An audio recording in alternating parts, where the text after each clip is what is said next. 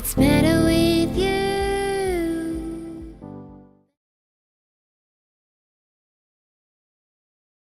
Welcome, COD fans, to what we're calling the Call of Duty Mobile Roundtable. Spoiler alert, there's no table, and if there was one, it probably wouldn't be round. On my whole shift, with me, I've got the legendary, illustrious, and relatively handsome Bobby Plays. I've also got Hippo with me, and of course, the now Indian COD Mobile sensation, Tectonic.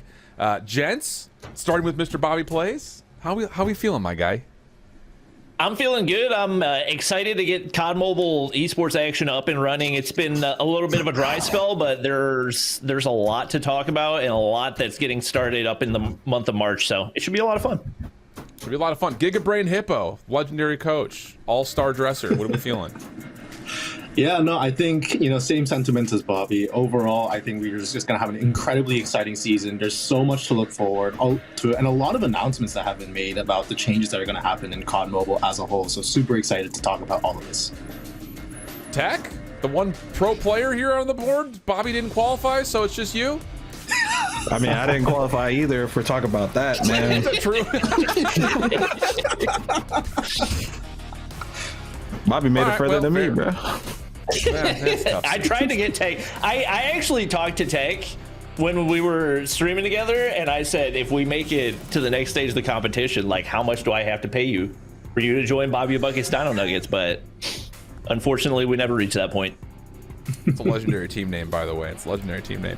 Let's just kind of kick the conversation off because Season 6 obviously is all right on the forefront of our minds. We've got global action starting up. And with that, every year we always look at a brand new map pool. And I kind of want to start with that. Maps that are out, new maps that are in. Hippo, I kind of want to go to you first on this one. How do we feel about, let's just start with the hardpoint map pool. How do we feel about Summit, Hacienda, Apocalypse, Arsenal, Slums? Oh my, I think that there's a lot of, kind of old memories flooding back in. There's a lot of nostalgia in some of the previous seasons, such as, Slums coming back in. But we also see some mainstays that are, still sticking around, such as Summit and also Apocalypse from last season. So I think it's an incredibly interesting map pool, especially now that we have some iconic maps that are back in, while also having some maps that, have been notoriously known to be both strengths for certain Eastern teams and then strengths for Western teams in terms of performances across the board at major international events such as Masters and the World Championship last year. So overall, I think it's a super exciting map pool. It seems to be very, very balanced in terms of just the size of the map pool as a whole. Pretty relatively stable across the board with a couple exceptions just here and there. So I think but I think there are the nuances of the map that every team is going to want to explore to see, what is going to be their strengths and weaknesses across the board. So it'll be super fun to see how the hardpoints pan out. How about you guys? Bobby, Tech, hardpoint map pool, what are we feeling? Go ahead, Tech. I hate Summit, man. I will die on this hill, bro. I'm an AR playing Summit. Why? Why is this in the map pool? Look, Summit has some of the worst spawns, in my opinion, until they came out with this new map pool. Because the Arsenal spawns and the Slum spawns, they have no consistency whatsoever. So I enjoyed the maps, but I'm looking forward to the spawns points kind of getting reworked. But yeah, I removed Summit. I know from what I've heard, obviously I played the game, but Arsenal Hardpoint is not in ranked, and we never really scrimmed it whenever we were getting ready for SPS. So Arsenal, it was just like a permaban for us because from what we had heard, the spawns were definitely still an issue there. So hopefully we do get a little bit of a rework before the main portion of the season comes up. But I enjoyed the rest of them. I wish we would have gotten to play Slums more because I feel like that's a really underrated hardpoint map. I know the spawns can get wonky at some points, but for the most part, that's one that I really enjoy the flow of. So overall, I like it. I'm glad that they added Hacienda back in as well. That's one that I think was definitely missing for last season, and is just such a good. Actually, was Hacienda in the last season? It was. It was? Okay. Maybe we just didn't get to see it quite as much, but Hacienda is definitely one that I guess maybe because I don't ever play it in rank, going back to that was definitely a lot of fun to play. Fair. Search and Destroy is the interesting one, I think, this year for the map pool because Tunisia, staple. Firing Range, staple. Standoff, staple. Kurohana returns. Coastal gets added, and I know that Coastal has been a staple of the Eastern Hemisphere and a lot of their events, but now we're going to see it globally. Any thoughts about Coastal being added into the map pool for the first time in the Western space? You can wall bang. I think everything, Coastal's bro. really good. Oh, go ahead, take. You can just wall bang everything on that map, bro. It's unreal. Fair enough. It's a good map. I like it. I like it as a map. I think the flow of it's good. I think it is very balanced on both sides, and never really felt like it was super one-sided on offense or defense. So I really like the flow of it. I wish we would have seen maybe a couple more changes because I think it was only one map that really got changed for the Search and Destroy map pool, but I think Coastal was a good addition as far as what the possible options were. Hippo?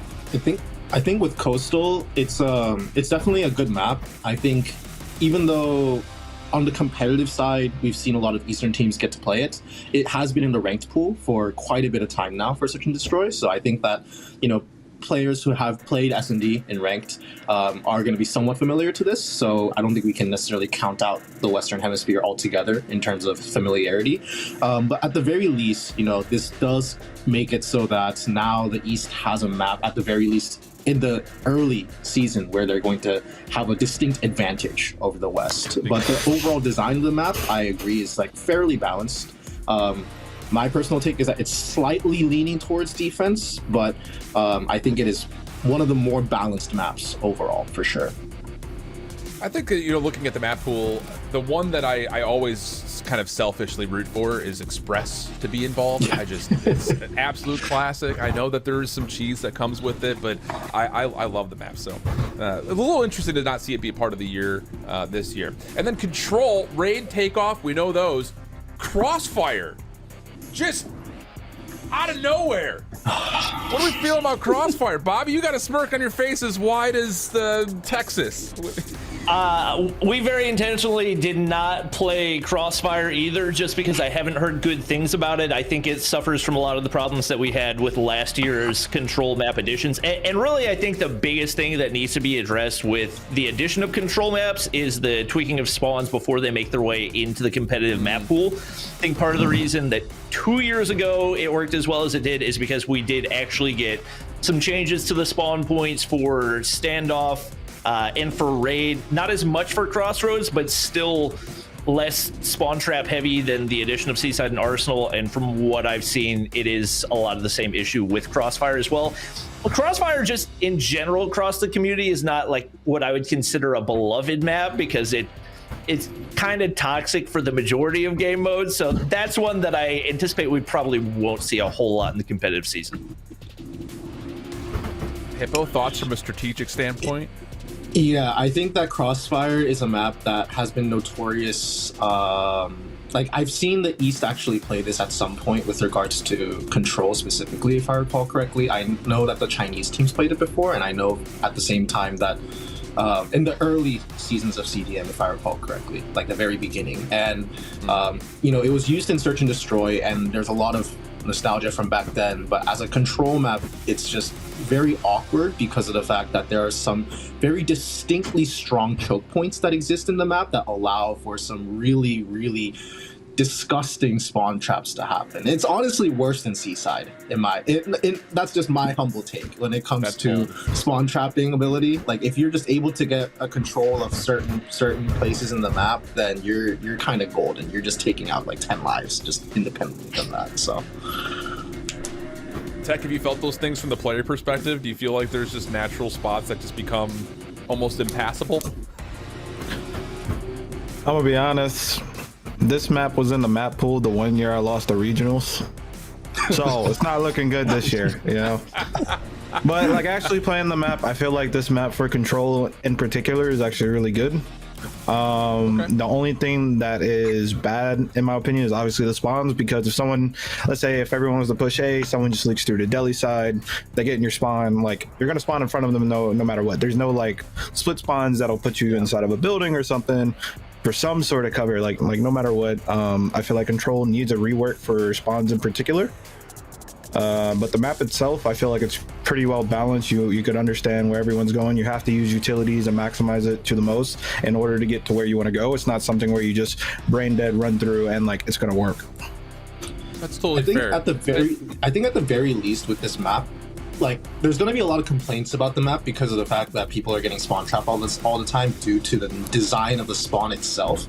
However, what I think is really good about this map, and the one upside that I personally like over Seaside and honestly over most of the maps in this pool, is that it really tests the fundamentals and basics on both on individual level in terms of a player, because there's so many spots that you have to constantly be checking, so many corners, so many places you can get sniped from, and so you have to be constantly looking for all of these, making sure that you use your utilities at the right points and at the right places, that you throw your smokes, etc., at the right spots. But then the second thing is, as a team, just having just the basic good macro of Control, just being able to make sure that you cover your lanes, you don't get too heavily focused on one side, because if you do, then you can allow for a leak to happen that allows for these really bad spawn traps to happen. So now this is kind of an off-the-wall topic. Follow up on this, but I think it's intriguing, so why not just throw it out there, see what you guys have to say. Over the last handful of years, I think we all have come to grips with having only 3 maps in Control. There typically is always one that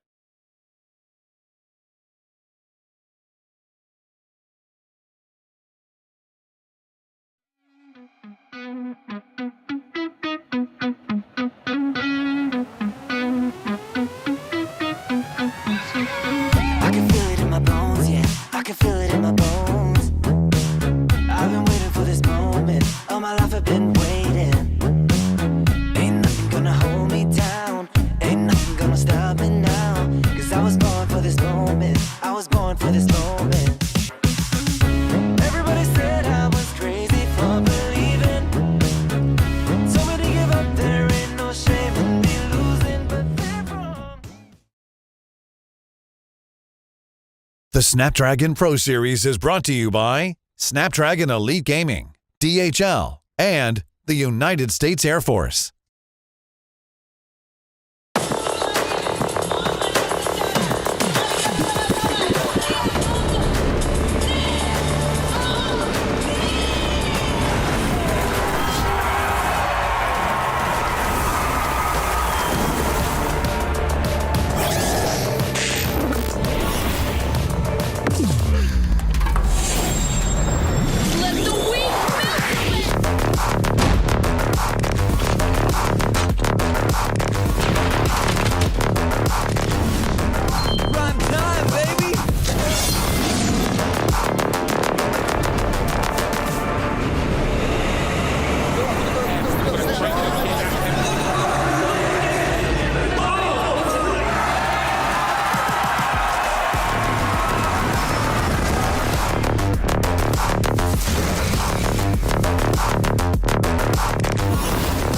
Looks like the players are ready.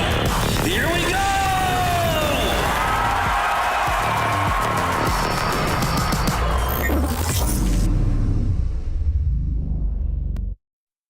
Hello everyone and welcome back to the Snapdragon Pro Series. It's time for another week of our challenge season for Call of Duty Mobile here in North America. And week number 2 is going to be just as exciting as what we saw last time around. My name is Glitter Explosion and I will be your host throughout the entire season. And we've decided to change up our casters a little bit this week, give you something a bit special, because we have Bobby himself joining us alongside Infinity to get through all of the action here today. Bobby, welcome back. We have missed you. I've missed you guys. It's obviously been a long time, but very excited to be back and getting to catch some of the best action that we're going to see in North America. Very much looking forward to today. Yeah, Brody, I mean, it's a new week, which means new group, new challengers here, ready to step up to the plate. Yeah, I'm really excited to get into Group B. Bobby and I were having a conversation already about kind of the competitiveness of the two groups. Group B looks a hell of a lot better. Also, want to say, really glad I got Bobby back because I don't have to deal with Tom this week. It's great.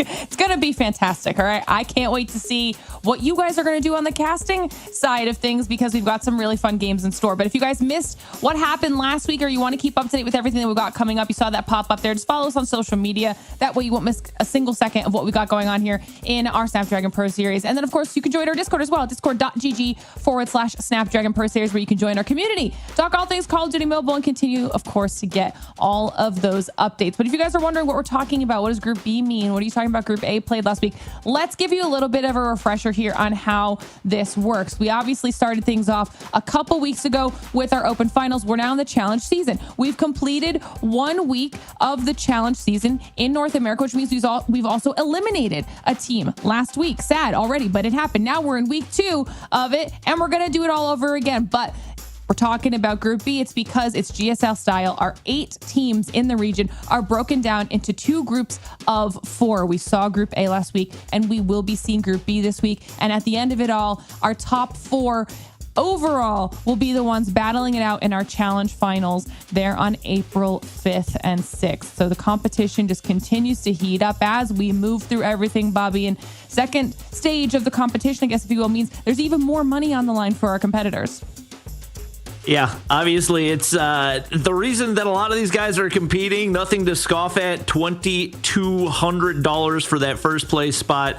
Top 4 is where you're really going to get the bulk of that money. But every single team here, they want the money, but they also want to improve. They want to get better at Call of Duty Mobile. It should be interesting to see what this next generation of competitors looks like, especially here in the North American region, where we've seen a lot of new names pop up.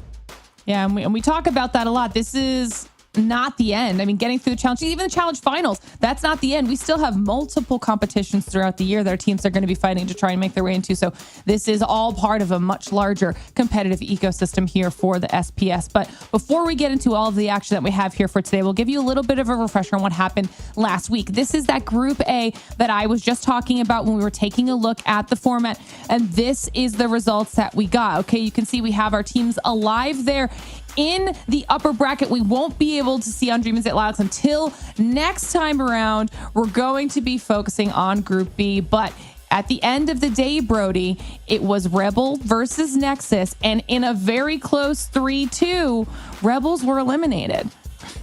Yeah, kind of sad to say goodbye in memoriam here, but see you later, Rebels, because you got tucked in this series. They started the series actually pretty strong on the whole, right? You can see that at the beginning of the best of 5, and they managed to eke Nexus out in the hard point and stop overtime in Search and Destroy. But as we got to the back half of the series, I think Nexus became significantly more comfortable. They managed to pull off that round 5 raid control victory and a close Hassie and a hard point. But by the time we got to standoff Search and Destroy, it was already game over. Nexus were feeling themselves. They were playing super duper aggressive in towards that game number 5. There was a 7-0 victory. Just an absolutely phenomenal game of Search and Destroy from Rebels. And we look towards names on that roster from Nexus, excuse me, and look at names on the roster from Nexus. You guys will recognize a couple of them, such as Dicey and Excellence, but a couple of new names on that roster as well, all of which I think impressed me in those back 3 maps. For Rebels, I'm a little bit sad that we're going to lose some of these names. Again, names like Legacy and Nas, people who have played in Snapdragon Pro Series in seasons past. To not have those guys move forward in the competition is unfortunate, but ultimately, when you get reverse swept in the way that these guys did, you kind of deserve to not be moving forward. On the other hand, Nexus, they held strong, coming off a 3-0 loss at the start of the day versus Lalix of any team. I think it was super unfortunate, but in the end, it was Rebels who got eliminated. Definitely provided us with some action there to close out the day. But now we're looking at Group B here, Bobby, and this is a pretty stacked group. Yeah, no question about it. It's a couple teams that by the names you might not recognize them, but obviously NA Falloffs has a lot of the top players that have been in North America for a long time. I think especially you look at the top teams from last year: Envy, Washi, Vague, Rabalo, Jez. It's a stacked roster. On the other side, you got ARP, who actually was the team that ended up eliminating Bobby Bucket's Dino Nuggets from the competition. So they are a force to be reckoned with, absolutely no question. I just pretend like that portion of time never happened in my brain because I couldn't have been any more sad. I was so ready to watch you play here in the challenge season, Bobby. Okay, ARP. they're my enemies now. They might not like it, but it's just how it is. I'm rooting for them because the better they do, the better that makes Bobby Buckets Dino Nuggets lose. So I'm all for ARP. Okay, that's fair. That's fair. We'll take a look at the schedule here. It'll be reflected the same as you guys saw in that bracket. We'll be starting things off with that first upper bracket match between On Mythic and ARP, and then we'll be moving down into NA Fall-Offs versus Stylum. And then, of course, what we'll be watching will be the same thing we did last time around. We'll be going down to that lower bracket, and the two teams that lost their round one match will then battle it out to try and stay alive in that lower bracket. Whoever loses will be eliminated here today. We will be sending one team home at the end of our 3 matches. So once again, it's going to be quick and dirty. So hopefully our teams are ready to get into all of the action. But let's start talking about it. Okay, you guys know how all this works. You saw the schedule. So chat, you should be ready to dive into it. Match number 1 on Mythic and ARP. Brody, talk to me a little bit about on Mythic. Yeah, On Mythic is a roster we got to watch during Open Finals. They managed to qualify via that method, and looking towards the names on the roster, not familiar with a lot of them coming into the season, but I think certainly coming off the back of the Open Finals tournament, they did impress. Shout out to Badu, by the way, who I think is on that roster as a different name. He was a great performer during Open Finals and really showed up. These guys, I think, just on the whole, coming from Mexico and Venezuela, I think are going to surprise a lot of teams, but whether or not they can surprise a roster like ARP, different story entirely. I mean, Bobby, on the flip side, we have ARP, and I think a lot of people are looking at them to do well. Yeah, they've definitely made some solid pickups. I don't think Swish was originally on their roster, but he was on a team that was leading up to the season considered to be NA's last hope. So I'm interested to see if he gets thrown into the rotation. Across the board, a lot of experience, a lot of talent. So there's absolutely no question. From what I've heard, obviously we did take them down in the Search and Destroy, and they were talking about it afterwards, and they say they pretty much never scrim Search and Destroy. So I think if there's going to be a way for On Mythic to win this series, it's probably got to be through those searches. Okay, well, we did see that happen quite a bit in the Open Finals as well, but now we're at a different level of competition here in our challenge season. So we'll take a look at the final piece of our puzzle, and we'll see what our teams have chosen when it comes to their picks and bans and what maps we're going to be seeing here. Will they have made some adjustments since last time around? Have they been working on that S&D? And that's something that's always important here, Brody. We talk about that a lot. These seasons happen pretty quickly, so our squads don't have too much adjustment time to make those changes, but Group B had a whole week to adjust. Yeah, they did. So they will have seen a lot of the play from week 1. Some of those new maps thrown into the rotation. One new map here in this rotation that Ton and I have been enjoying quite a lot is Coastal Search and Destroy. Now, if my memory serves me correctly, this was one of the maps that Bobby Buckets Dino Nuggets managed to take away in their matchup versus ARP during Open Finals. Yeah, I'm a super fan, mate. Don't you worry. I remembered it. So it's interesting that it's the game 5. If we go there, obviously, if they're going to lose to Bobby Buckets, they could definitely lose it versus On Mythic. Yeah, absolutely. No question about it. I think if you're ARP, you want to win by map 4, if at all possible. We see that right there for the control. That's one that I'm expecting we're going to see a lot throughout the season, just because the 2 other control maps are very new. And a lot of these teams are not going to have nearly as many reps on it, but ARP also did really well on that Hacienda hardpoint up against us. So I'm not going to be surprised to see that in the rotation for them. They felt very, very comfortable there.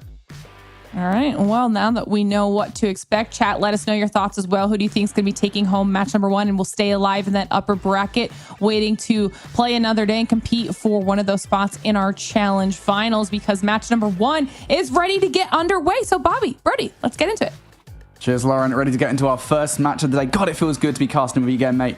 And it's going to be a fun one to cast as well. On Mythic and ARP, 2 teams with very different stories here. Let's start a little bit with On Mythic, because I believe we were looking over the roster trying to get a feel for both of these 2 teams. Obviously, we know a lot about ARP. We know a lot about Coldus, about Chagabooth. But for On Mythic, we're always looking for information. You were saying that you got to look at Indra, a player on Mythic last weekend. Yeah, he actually was competing in our Queens of COD mobile event and had some phenomenal maps. It did feel like he was a little bit up and down, and I think especially in the control, maybe didn't feel quite as comfortable, but on a few of those hardpoint maps, he was a major contributing factor, phenomenal objective player, and just a really good all-around slayer. So he was kind of a dark horse heading into the competition. He caught a lot of people by surprise, and I'm curious to see what the players around him are able to do for this this On Mythic squad, because once again, there's a lot of players that we have not really seen compete yet in this challenge series. Yeah, and On Mythic has a lot of those players. They do have 3 players, as a matter of fact, that have not qualified for a challenge season before, but they did, technically speaking, last season, didn't actually manage to get all the way through. That was Badu, Dakota, and Indra. They qualified for Season 5 NA under the team, I'm going to butcher this so much, mate, Jerry Siosos, I believe that's how you pronounce it, but they didn't end up playing in the actual competition itself. So, with that said, they're finally playing. They've got a Titanic team to go up against off the start of this game. It's going to be ARP Gaming, and if they're the team to take out Bobby Bucket's Dino Nuggets, well, they're a team everyone's got to be scared of.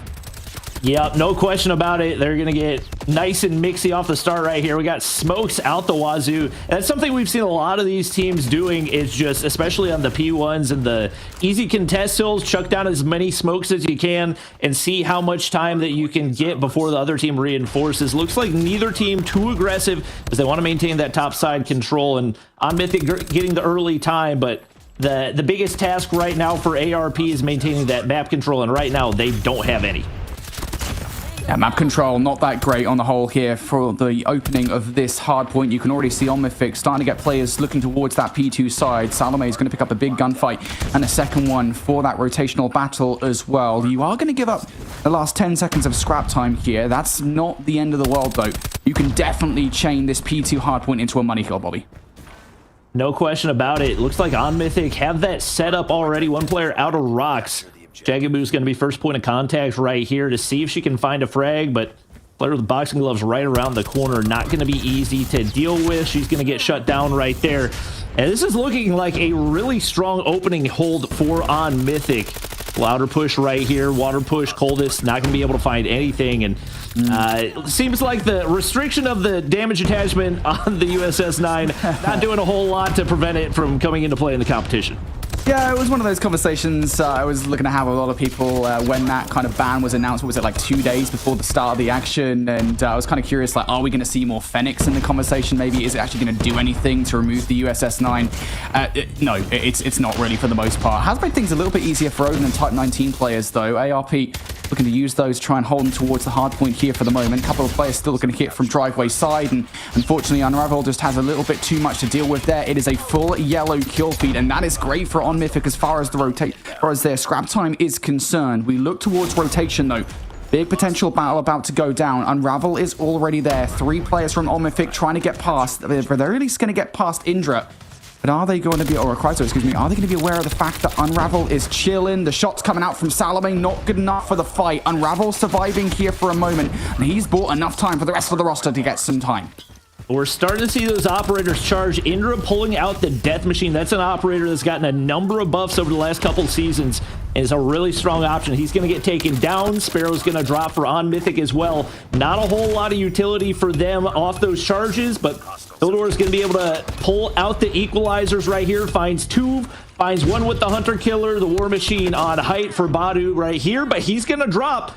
And that's a good opening push for ARP, but they've yet to be able to convert it into any hardpoint time. And you've at very least taken the most operators off the board here, but now you've got to follow up with kills. Sparrow's self-kill from Chagaboo's not going to make this any easier, but fortunately ARP are able to follow up with 3 kills of their own towards the point. Coldest and Unravel will find value, so that is scrap time for ARP, but to be honest, if you're On Mythic, you're super happy with how that went. You got about 40 to 50 seconds off of that hard point alone. ARP don't really get much of a look whatsoever, so as we move towards Newt, this becomes all the more of an important rotation for ARP. Unravel's going to whip the Annihilator out to do some serious damage. Second kill in front of him, and he will find it. How many more kills can Unravel find? Nice nade over the top from Salome to take him out, and now On Mythic looking for the contest. And is going to remain Mixie over here on P4. Smokes everywhere. Just tuck into a corner. Stay alive as long as you possibly can. We got a claw coming out for Dakota. 1 HP does survive. Doesn't last very long, though, as he drops. And once again, we've yet to see many of those operators find a lot of value. As I say that, Swish finds 3 equals in hand. He's still going. Finally going to drop, but at least finds some breathing room for ARP. We're finding a way to scrap their way back into this one. Chagaboo not going to be able to hold the line right there. And Unravel pre-firing only finds 1. Tempest is going to drop in the hands of Coldest once again. And it has been very, very back and forth so far in this one. Yeah, for sure. On Mythic went into this hard point wanting to try and accentuate their lead. ARP have somewhat mitigated that off the opening plays, but for the most part, the lead hasn't really changed all that much. On Mythic now about 25 points to the good over ARP here. They will be the first team to touch over by P1. Last time around on these rotations, it was On Mythic in control of P1. They control the PT rotation as well. That garnered them a pretty massive early advantage. But as we move towards P2, or P1, excuse me, ARP now starting to win these opening engagements, and now they're looking to get some time. Badu trying to be a nuisance up top. Actually going to find 3 kills here. For ARP, it looked like for a moment they're going to be able to get some modicum of control, but now Badu is completely destroying them. War Machine out for Badu. More kills now coming through as well. It's so easy for Badu. With the position of those spawns, he could not have been any more perfectly placed. He's going to be able to earn the pred there, and that has kept the hard point cleared for a little bit, but ARP goes full blue in the feed right here. That's going to earn them some of this scrap time as Badu going to drop the pred, finds one, gets that information as well. But ARP doing a good job of mitigating the damage that he was able to do right there. Does look like On Mythic is going to be able to set up early for those rotations. Question is, with these spawns, what is ARP able to do with it? They're all going to be spawning out driveway side. Not a good spot. Big gunfight right here, and Dakota wins it. They're going to have to see what they can do with these driveway side spawns. Yeah, Dakota's still the player to do something in this play. Chagaby picking up 2 kills has isolated him. Now going to get shut down by Kryzo with the War Machine. Badu's War Machine was mitigated, as you said, by ARP. Now for Kryzo, finding some serious value. Clip of the spawns coming through.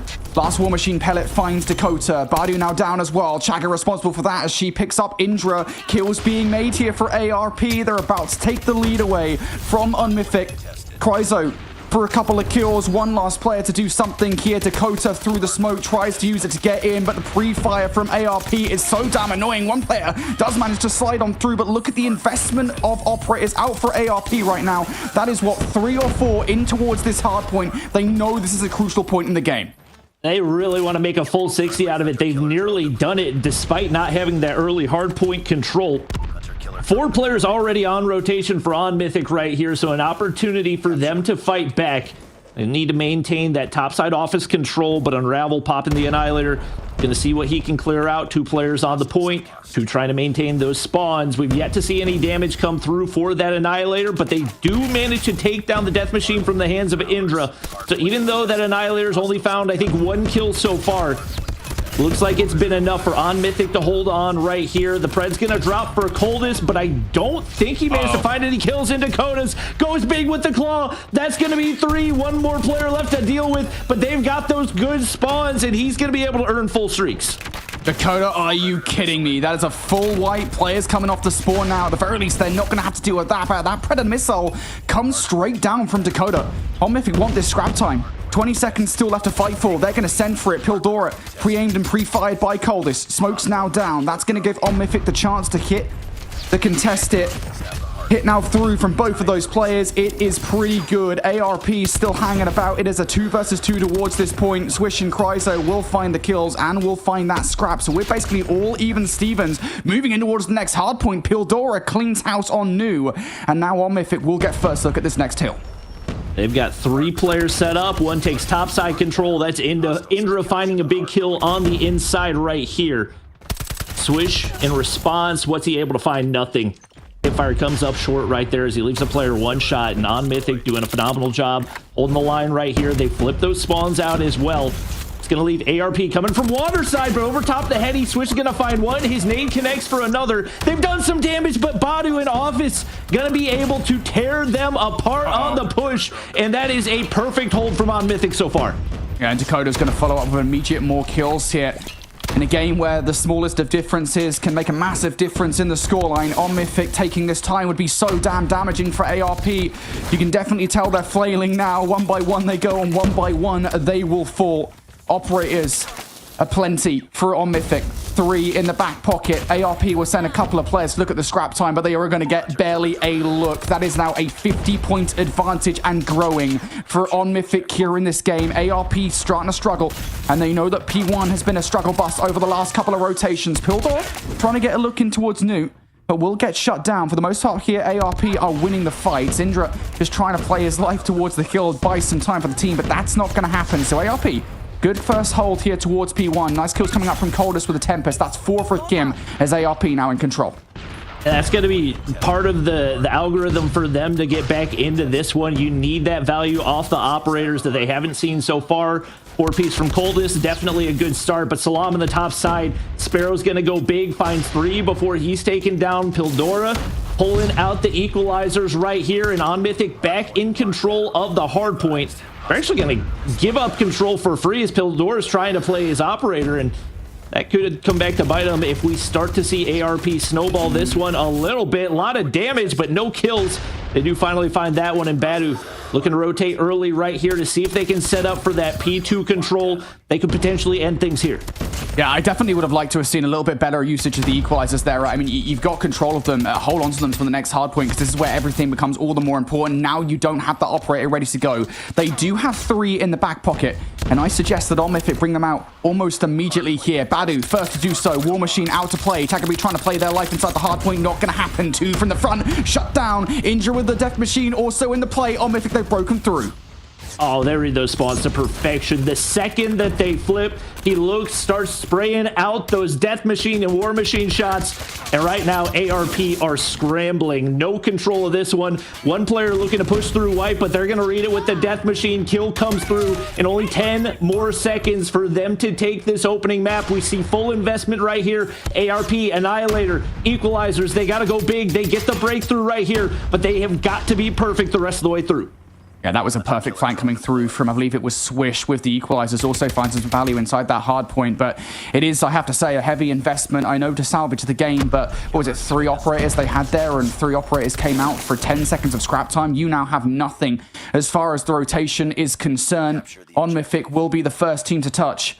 How close are those spawns for ARP? Coldest in the backline, 3 players now going to run, sprint towards the hard point. Dakota and Salome, they're there ready to meet him. Flanking play from Unravel is all that ARP have left in the back pocket. Unravel going to find Indra, but no more than that. Swish can't touch the point, and On Mythic explode in the first game of this series. Yeah, that's exactly what they needed to do, and I think especially we talked about the fact that ARP have spent little to no time in the search and destroy. That does not bode well for them heading into the rest of this series. Definitely put up a good fight, but just not consistent enough all the way through it. I think we saw a number of different money hills that it felt like were the game changer. I think the pacing of the operators was a lot better for On Mythic, and maybe a little bit of a lack of chemistry for this ARP squad as well, who is definitely throwing some new players into the rotation. Yeah, I think just really a couple of moments for me in that game where ARP kind of let the game slip somewhat. I think, especially towards P4 in that second set, it was a money kill from On Mythic, really the biggest hole we saw from either of the teams in the game. Phenomenal operators uses out of them. And on the flip side, we go towards P2 on that final set. And granted, I think you kind of have to invest something in that moment to salvage the game. You're going to lose the game if you don't. You've already got Swish on the flank. Like, Swish is enough to do something. Those equalizers are enough. You didn't need any more.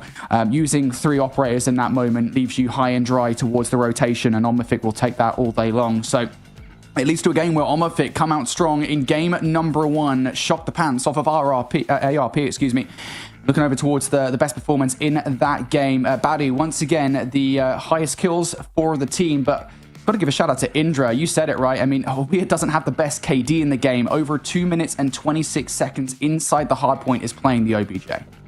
Yeah, and he's doing the dirty work. Obviously, it's not the glamorized role, but it was a big reason that they were able to get the win right there. And he played a huge role there, huge role in the event that we casted last weekend. And I'm interested to see what he can do now heading into those other modes.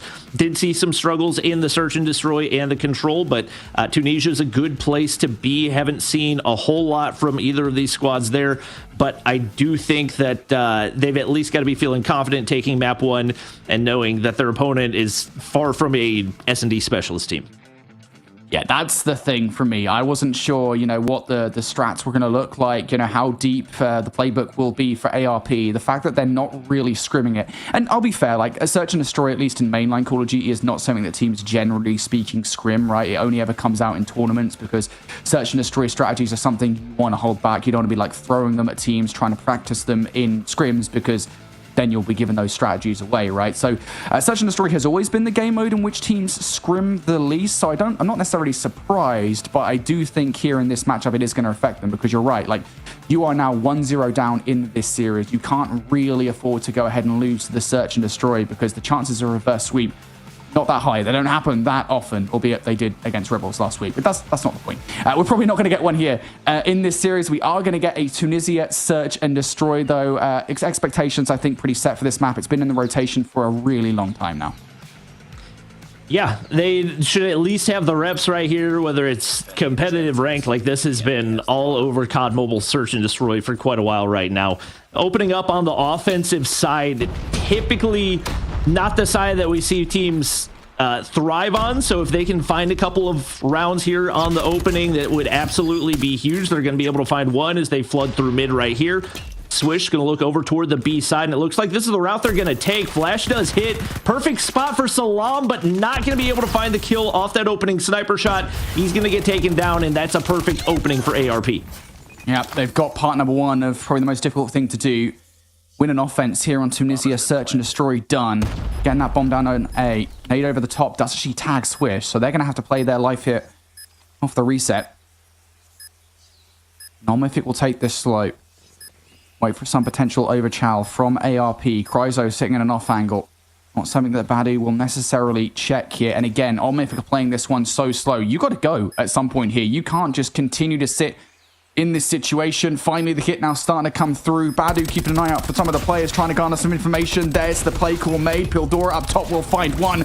Now looking for more, but you get bullied by the last two players in Swish and Kryzo. And that is a great round of Search and Destroy. Getting into the site for ARP is everything. And that was a beauty of a setup right there for ARP. Very unusual off angles being held on that low ground, but allowed them to get the information to find first blood. And after that, they handled business exactly as they needed to. Very different look right here. All utility going on over toward the A side. And it looks like that information does get relayed to the rest of the squad. Two players still staying over on the B side to defend. Yet to see any first engagements. Unusual spot to have a shotgun, but as long as Badu can stay tucked under Winery right here, might be able to do some damage. Pildora not going to be able to connect with the sniper shot right there. And once again, looking for that first action in this one. ARP just looking for something, just looking for some kind of way in towards the site. It's so difficult.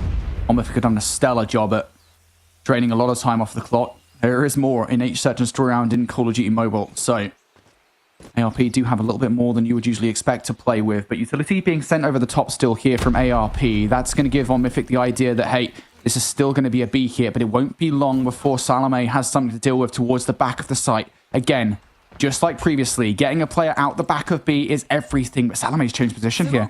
Also has a little bit of help from Indra, so I think the off angle potentially from Salome might throw ARP off. They'll immediately go for the check here. Here comes a slide chow. Salome with the off angle needed to hit that shot and did not. You're not going to get a second chance. ARP are not going to let that happen. 35 seconds on the clock here. This rock's going down.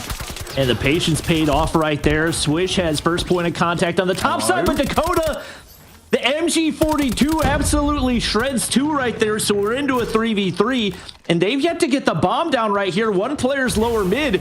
That's not going to be easy to do. Badu's going to be able to take down Shagaboo, finds Unravel as well, and it falls apart for ARP. 5 straight kills for On-Mythic to even it up at 1-1. Really well played from On-Mythic, and a bit of a fumble, I gotta say, from ARP, right? You get into the site, you get those first 2 kills. Get the bomb down. There's no real reason to get over aggressive in the way that On-Mythic do. You're in a 5 versus 3. That is a hell of a fumble in that round from ARP. Maybe the lack of scrims is showing up here in round number 2. But a situation we should now be familiar with. ARP poking and prodding that potential A push. Pre-fire galore for the MG42. And there's so many bullets in the magazine, I'm pretty sure he could fire it for the entire round and still wouldn't run out. Yeah, people might be caught off guard by an LMG being taken out here on, oh my god, what a shot out of Pildora. Huge first blood. The LMG coming out here on Tunisia, part of the beauty of it is that the walls are pretty much made out of paper. So there's a lot of different spots that you can check. Badu, shotgun, pretty much the perfect spot is Kryzo looking for that first contact. Swish slides through, he's going to drop. So is Kryzo. They get picked apart right here, and just like that, they're into a 5v2.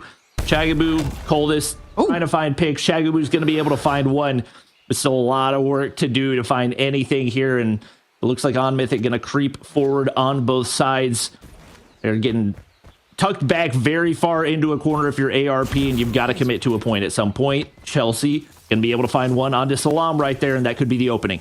Yep, Chagabu. 2 versus 3 alongside Coldest. This is the height mobility duo that during Season 5 did not win a map, and, well, they're not going to win a gunfight here. Chagabu goes down. Time to see something special from Coldest. What have you got on the menu? Apparently absolute hoodoo, because there's not going to be a 1 versus 3 for Coldest there. On Mythic, basics on point, they take the round. Yeah, it's looked pretty disconcerted from ARP since that first round. I think a lot of their success there was just catching On Mythic off guard with that opening mid push, and ever since they've taken a more passive approach, they've pretty much gotten picked apart at every turn.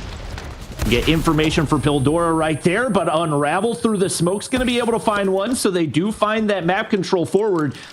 Got to deal with Indra on the opposite side, but if they can find that pick, it could be huge. He does his job, takes down one. Salam finds another, and man advantage goes the way of On Mythic again. Dakotas finds one, and Chagabu all alone drops.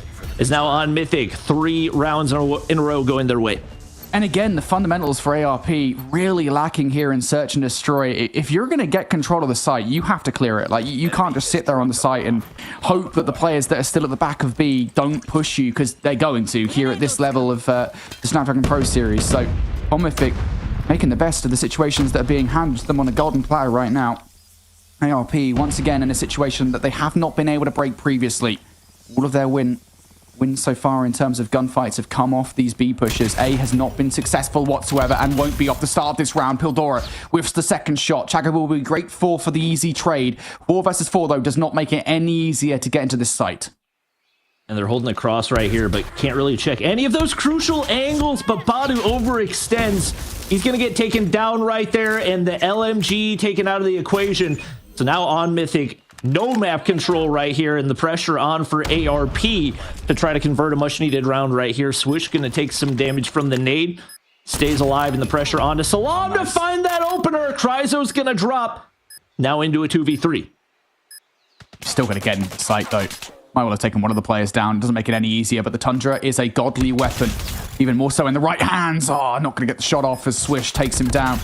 Now just down to Indra. Slide out does not work, and ARP overwhelmed for the first time. They actually managed to get in a sight. And the thing to keep in mind is it is much easier to hold a defensive site than it is to break one. So the fact that ARP have been able to find 2 rounds already here on the offensive side, you would think should bode well for them in some degree or another. Once again, very split defensive setup. It's going to be a full send on over to B. Utility going over the top. And the pressure really on for Salam to find at least 1 frag right here. Indra there for assistance if he needs it, but that is not a good spot to be. They're going to storm, and that's going to be 2 players dropping already. Bomb goes down, and ARP bouncing back in this one as they've now got 5v3 to hold the retake. So difficult for On Mythic to pull this one off. Nice nade at the top from Badu, though. Makes things significantly easier. Coldest, though, trades things out. You really need to follow up with a second frag, because now things will slow up once again. You can't afford to let that happen with 25 seconds on the clock. Pildora looking for something. Badu also there. Shots from Coldest are great. Pildora unlikely to put off a 1 versus 4 with this much time, and Coldest will formalize it. You said it, mate. 3 offensive rounds for ARP. Certainly could have been better. I'll say that for sure. Probably should really be 4-2 or even 5-1, but still, you take those 3 offensive rounds off the reset gear. Now it's going to be ARP on defense. And if you're on Mythic, you most certainly would think can feel that momentum slipping a little bit. So would not be surprised to see an aggressive play right here, but it looks like they're going to send utility at A, and then all 3 players wrap back toward mid right here. Bomb Carrier has already made entry onto Psy. Unravel spots 1, but he's not going to be able to find anything. And that's a huge opener, as there's now no defensive presence here on the B side. They can set up so many different angles against this retake. And ARP have got to get to work on this quickly. Well, they are. You can see Chagabu immediately on the flank here. This is a big 1 versus 1. Not too sure if Pildora's just spotted her out. I think the way that he's playing suggests that he has. And yet still, Chagaboo now has to kind of up the ante somewhat. The call is made, hey, we've got numbers in the situation. We might have send a couple of players on flank. We can take the 3 versus 2 on the other side. Cryzo feels the brute force of that. There goes Chagaboo. And now all down to Coldest. Not going to happen here. 1 versus 5 is significantly too much to ask for. On Mythic, they overwhelm on towards the B site. And it seems like maybe the comfort of this Tunisia being a more familiar search and destroy map working to ARP's advantage to some degree, but not there as they failed to take that opening defensive round where I think we expected them to carry some of that momentum through. This time, very aggressive push. And really similar to last time, but this time Unravel's going to be able to find first blood with the sniper in hand. So his job's already been done. Anything he finds after this is just a bonus. And he's really just holding them off as long as he possibly can, waiting for the reinforcements to arrive, but they're going to drop like flies. Swish able to find one right there, but still a 2v3. Coldest slides through that top side, and Badu knows exactly where he is. Swish spotted out, but he's going to be able to find the frag, and just like that, it's a 2v2. Pildora shot onto Coldest. Swish, pressure on, and he does not deliver on Mythic. Back-to-back rounds here to open the offense. Yeah, first blood is all well and good for ARP in that situation, but you do, again, have to follow up with backside control. Player inside the site unable to get away. On Mythic, take advantage of the time that ARP were trying to burn off the clock. Retake is not possible. On Mythic looking so solid on the offense right now. I think fundamentally just a little bit more sound than their opposition. Once again, same kind of setup here. ARP, though, have done something a little bit different on the defense. Swish has pushed all the way up here.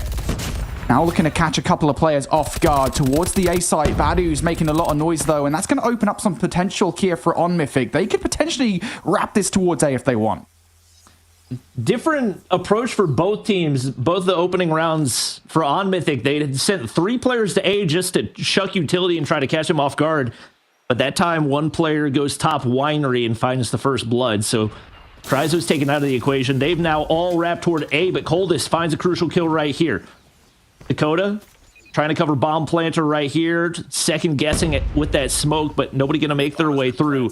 So they should be able to get the bomb down. The question is, can they find this opening kill and Swish? Perfectly cooks the nade right there. That's absolutely crucial. Indra's got to hold off as many players as possible, but Unravel finds one. He finds another right there, and now all down to Indra in the 1v1. Comes out on top. Huge 1v2 for them as they're now 1 round away from closing this one out and moving up 2-0 in the series. You were absolutely right to point out Indra as a player we have to watch. Might not be the top fragger right now for On Mythic, but certainly, though, will be clutching up over and over again. Big 1 versus 2 for him there towards the end of that engagement. On Mythic now 3 rounds on the bounce here in this search and destroy. ARP dealing with a threat. Again, aggression over the top, but Unravel will get the double with just 1 shot. 2 birds, 1 stone. 3 for Unravel as well. 4 is coming from Swish, and all down to just 1 player now. On Mythic decided to come into this round with unpatented aggression, and they have been ground to a halt. ARP on the hunt for the last player, and finally some momentum swinging back the other way. They needed somebody to make a big play, and Unravel absolutely delivered, locking down that B side, the collat, and then another one to follow up with it. On Mythic absolutely picked it apart right there, and would not be surprised to see a different approach, but it looks like Unravel connects through the wall right there. Insane wallbang, and once again gives that early advantage to ARP. He is going absolutely massive here, and On Mythic left guessing as they did not expect to lose a player that early. All right. Looks like Unravel's really started to step things up in these last few rounds, taking his guardianship of the B site seriously. Good shot as well from Cryzo. That's Salome down for the count now, and On Mythic has certainly split very thinly across the board. Indra decides to take a peekaboo towards site. Finally, some kind of value towards A as Pildora takes Cryzo out of the play. But it doesn't make this situation any more palatable. At the very least, Chagaboo should be dead to rights here. I concerned myself for a second there whether that kill would actually come through from Badu, but the biggest issue here, that bomb is now down towards B, owing to Indra's little peek out towards the site. So not really a lot of time to burn off the clock here if you're Badu and Pildora to actually transition towards site to get that. And ARP can just play off the information from that one. It's got to be onto a sniper to find an opening frag right here, but not like you said, not a whole lot of time to work with. 37 seconds on the clock, and ARP going to be playing as passive as possible to get the information to take a life advantage in this one. Playing together, but once again, time their biggest enemy. Only 20 seconds. They're not moving quickly at all. Unravel's going to find one. Coldest finds the other. That's ARP now taking back-to-back rounds to get back into this one. They're one round away from forcing overtime. Like, Unravel has had so much more to do in the last couple of rounds. It was a clap in the last round, and then round we just saw shot through the wall. Unravel having a field day here. ARP, as you said, just one more round. We see our first overtime of the day. Nomorphic are decidedly slower this time around. Salome has to be careful. It's going to take a shot to the leg. Will Chagaboo, she's down for the count now. How much more value can Salome find? Job number one is done. On Mythic have that first blood. Now they can play a little bit more with the map. Dakota's going to sit back, play this one passive. Once again, bomb in hand. Actually, no, it is in hand right now for Indra, who's actually just kind of watching over it for the time being. Coldest waiting for an entry right here. And a bit of a stalemate between these two teams as Indra's finally going to opt to pick up the bomb right there. Very unusual approach, but it looks like it does the hope for plan right there. Is now everybody going to start rotating for ARP. Kryzo finds one onto Salam. So that's going to be the equalizer right here, and Pildora really wants to find this opening engagement. Is he going to read Coldest behind this box? That's the real question. Does feel like that's going to be the entire play that might well blow this entire thing wide open. You lose value through the middle of the map as well, so now it becomes all the more important. Check is made, but not before Coldest takes some shots. Doesn't matter. Equally, you lose Kryzo through the middle of the map here. Now you have site control. ARP on the rush to get back in towards it, but you overtake a snipe on towards Unravel. Not going to win that fight. Now 2 versus 2. Switch out towards the site. Shut down from Indra. Now Unravel, can you do anything here? Snipe on towards one. Indra will get it done with the final kill. On Mythic, managing to edge it out there towards the end. They stop the overtime. They take the search and destroy, and now a 2-0 series lead. As once again, a near 1v2 clutch for Indra as he goes big to close out the map for his squad. They have absolutely surprised me right here, and I would imagine probably surprised this ARP squad as they've shown a lot of mental toughness despite some of the runs that we saw ARP go on. Big shots out of a lot of different players. Dakota's, I feel like, had a lot of big two pieces to close out some of those rounds and Unravel for ARP. Some beautiful shots out of him, but unfortunately not enough to give them the map. And I will say again, for me, it comes back to those first few rounds. Despite some phenomenal plays towards the end of the game from Unravel, and really, I think just ARP on the whole, it was those first 3 rounds. I know that you walk away with 3 offensive efforts from ARP. I get that. But at the same time, they could have probably got a couple more were it not for some key areas in just actually getting on towards the sites. Just certain fundamental problems that I think, again, maybe a couple of scrims probably would have helped them solve. But ultimately, it is going to be ARP taking an L in that search and destroy, despite the heroics of Unravel with 12 frags to his name. On Mythic are shining right now. Badu continues to be a consistent performer with 11 frags to his name, but MVP rightfully going the way of Indra because he had so many different clutches in that game, if not for trades, if not for 1 versus 2. This guy was constantly getting involved in the action when he needed to. Yeah, he went big. They now have an opportunity to close this out in a 3-0. We get ready to head into the raid control. And you would think, especially with this being the longest standing map in the control map pool, with as many experienced players as ARP have, they should feel comfortable heading into this one. But with the way things have gone so far in this series, I think they can feel anything but comfortable.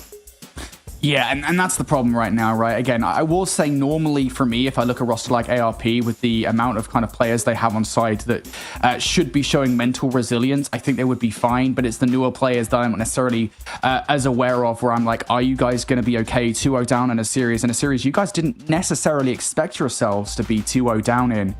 How are you going to handle that? Because for me, in my mind, if I'm ARP, I go into this entire series thinking, yeah, we're probably going to easily breeze through this. It's NA fall-offs that are going to be the problem in this group. All of a sudden, You're now facing this on Mythic roster that have come out and surprised both us here on the casting desk and, of course, ARP in this series. On Mythic look serious right now. We do have a raid control, though, up next, as you said. And I'm kind of curious here. Raid control. You know what I'm going to say, because I've said it a lot with raid control. A lot of teams do not play raid control properly. I actually saw last week a lot more teams playing map control on the defense really, really well. So I'm curious if ARP have been scrimming this map, if they've been getting the practice in, they might be able to edge out on Mythic here and survive in this series. But if I see a raid control defense and it's not played properly, Bobby, I'm going to screech, mate. Well, hopefully we can keep the blood pressure down heading into this one. We'll see if On Mythic deliver here off the start. They are going to send one player over toward the A side. And for the offense, ARP full sending it here on to B. Chagabu going to be first on, and Badu's going to find 2 to open things up. That's a pretty blue feed, and not a great start for an ARP team that is scrambling for any semblance of hope. They find themselves down 5 lives, make it 6 very early on. And this is a phenomenal start from On Mythic, because about as good as you could possibly ask for here. ARP do not look focused whatsoever off the respawn. Their choice is to opt straight towards a push through pool A side. You get rid of one of those key players, though. That's Badu down for the count. Now through open stairs. On Mythic looking to cut them off at the source. Pildora will take one player down, but it's not fully enough to actually stop these guys on the offense. So they should be able to stop the clock. But now it's about taking out the players from Money, from Basketball. The latter of those two positions, player has now gone down. Injured through the window, though. Able to double up. Flanking play from Bendora. Could still blow this thing wide open, and it will. Flash now over the top here, coming out from ARP. At the very least, they don't have to deal with anybody inside top bedroom. They are getting those closer spawns towards A, but time really starting to run out in this round. On Mythic have just looked like the more cohesive team at every turn in this one. Phenomenal responses on that defensive side, and ARP have not been able to poke a hole in it one bit. Chelsea gonna find one right there before she gets traded out, and Pildora, he's on a 5 spree. Badu's gonna find 2 of his own. No time to work with right here. 1 second as they stop the clock, but only 5 lives to work with. And really, any time that you can get to charge those operators after the fact, On Mythic will take, but they certainly don't need it. They take the opening round 1-0, and they do it in a dominant way.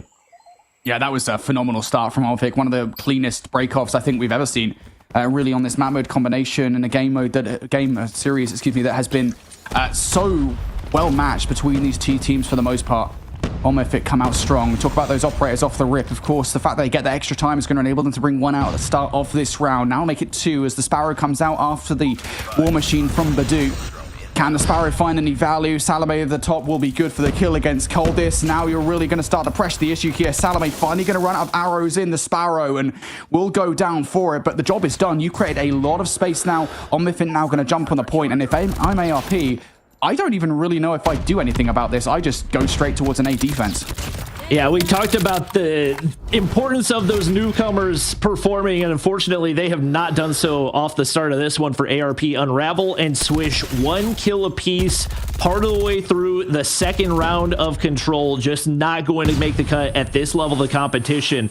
And they've got to find some leadership in that squad to get these guys a little bit more confident heading into this one. Not a bad setup right here, but that B zone already captured does not bode well for ARP. Fortunately, Swish on the inside of Kitchen going to be able to find 2, and that slows the push. Enemy down. ARP now looking for a way to stabilize here.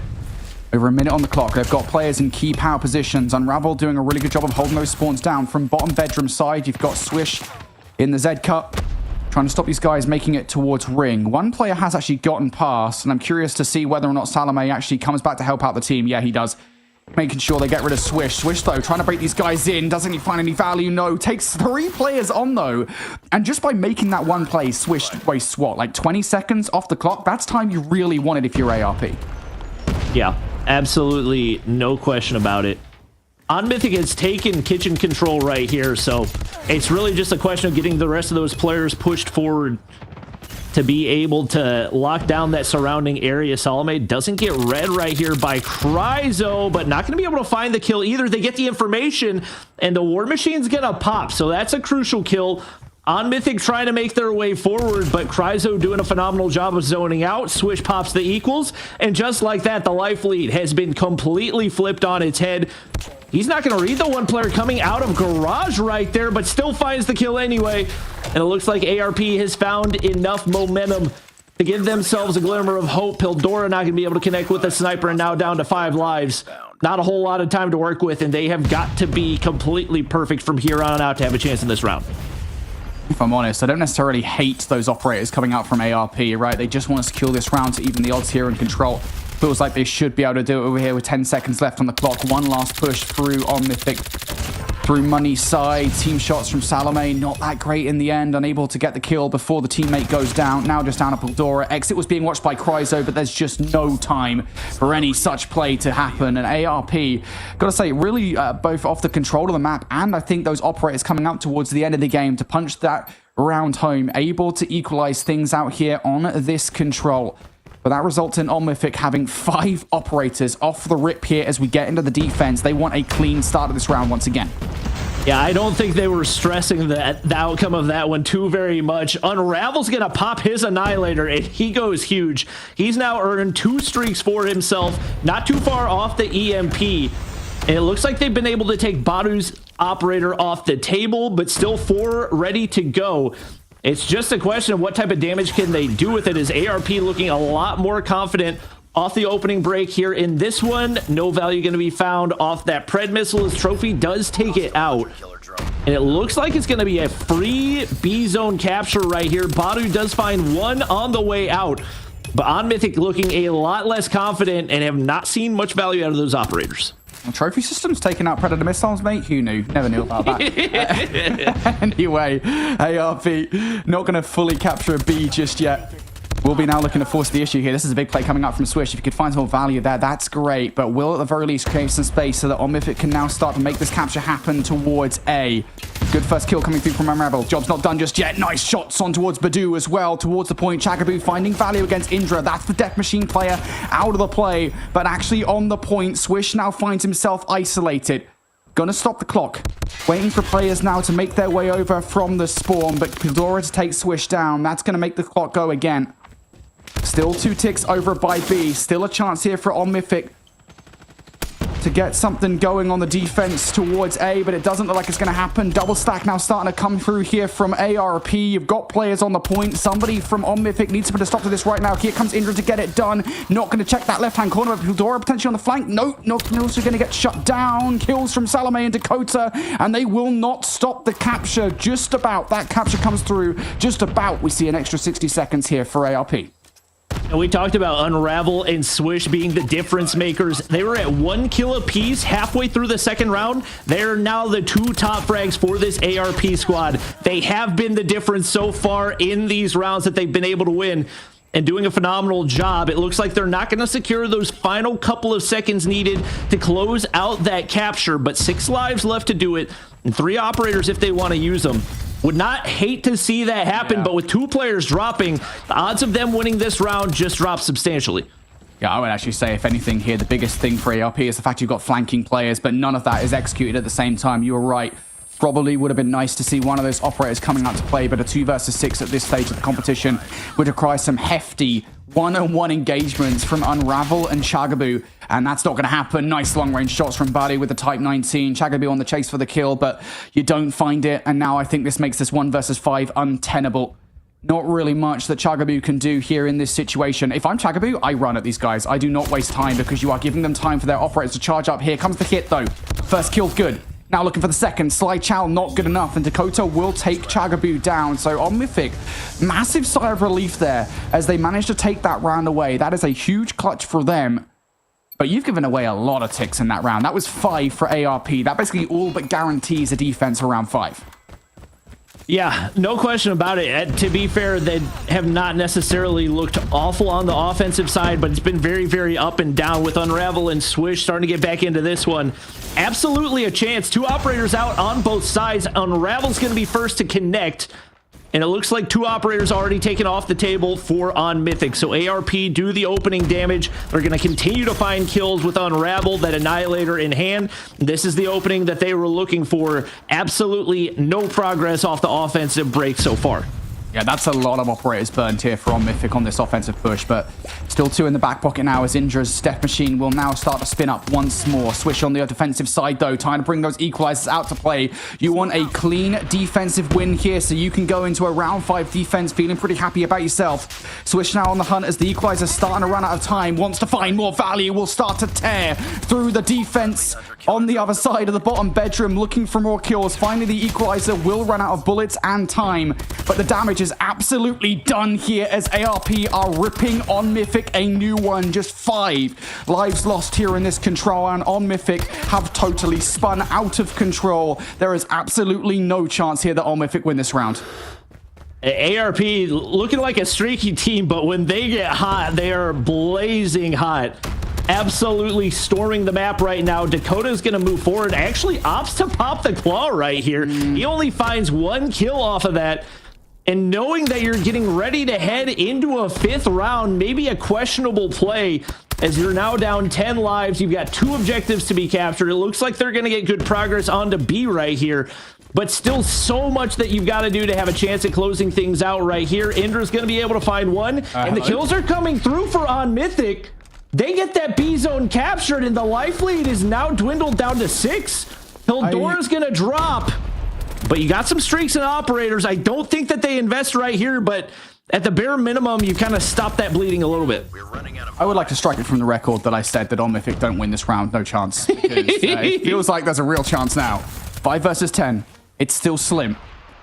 Dakota now starting to pick and prod at the defense here. ARP have 1 player pulled through, and, well, Predator Missile comes down. You don't necessarily need it from Unravel, because now On Mythic down to their final player, and short of one of the best plays in Call of Duty Mobile that you will ever see in a professional setting, short of the nuke that we saw last week. Badu here, I think, will not pull off this 1 versus 6. It would be insane. I don't know if production has the ability to calculate this, but if we could have Unravel and Swish's KDs before and after the fact that I pointed out that they were on 1 kill apiece, they have gone absolutely nuclear in this one and helped ARP claw their way back, as now 28 and 24 kills apiece. They have put this team on their back and now have an opportunity to close things out. They are going to be on the offensive side right here, but seemingly have all the momentum in the world. We do see 1 operator come out. Coldest, Tempest, going to be able to make his way all the way through mid right here. And if they can get some players spawning in the back, he could do some serious damage. Yeah, Coldest on the way here. This could be the big play from behind enemy lines. It's going to be the shock here of your life, as Coldest is the player to get it done. But on the other side, Pildora to take them down. That's 2 of the Annihilator looking for number 3. Unravel right in front of him, and Pildora cleans house. On Mythic will defend the point. ARP Gaming here now moved away. Just 1 minute on the clock. You invested a little bit into that play, but you still have more tricks up your sleeve.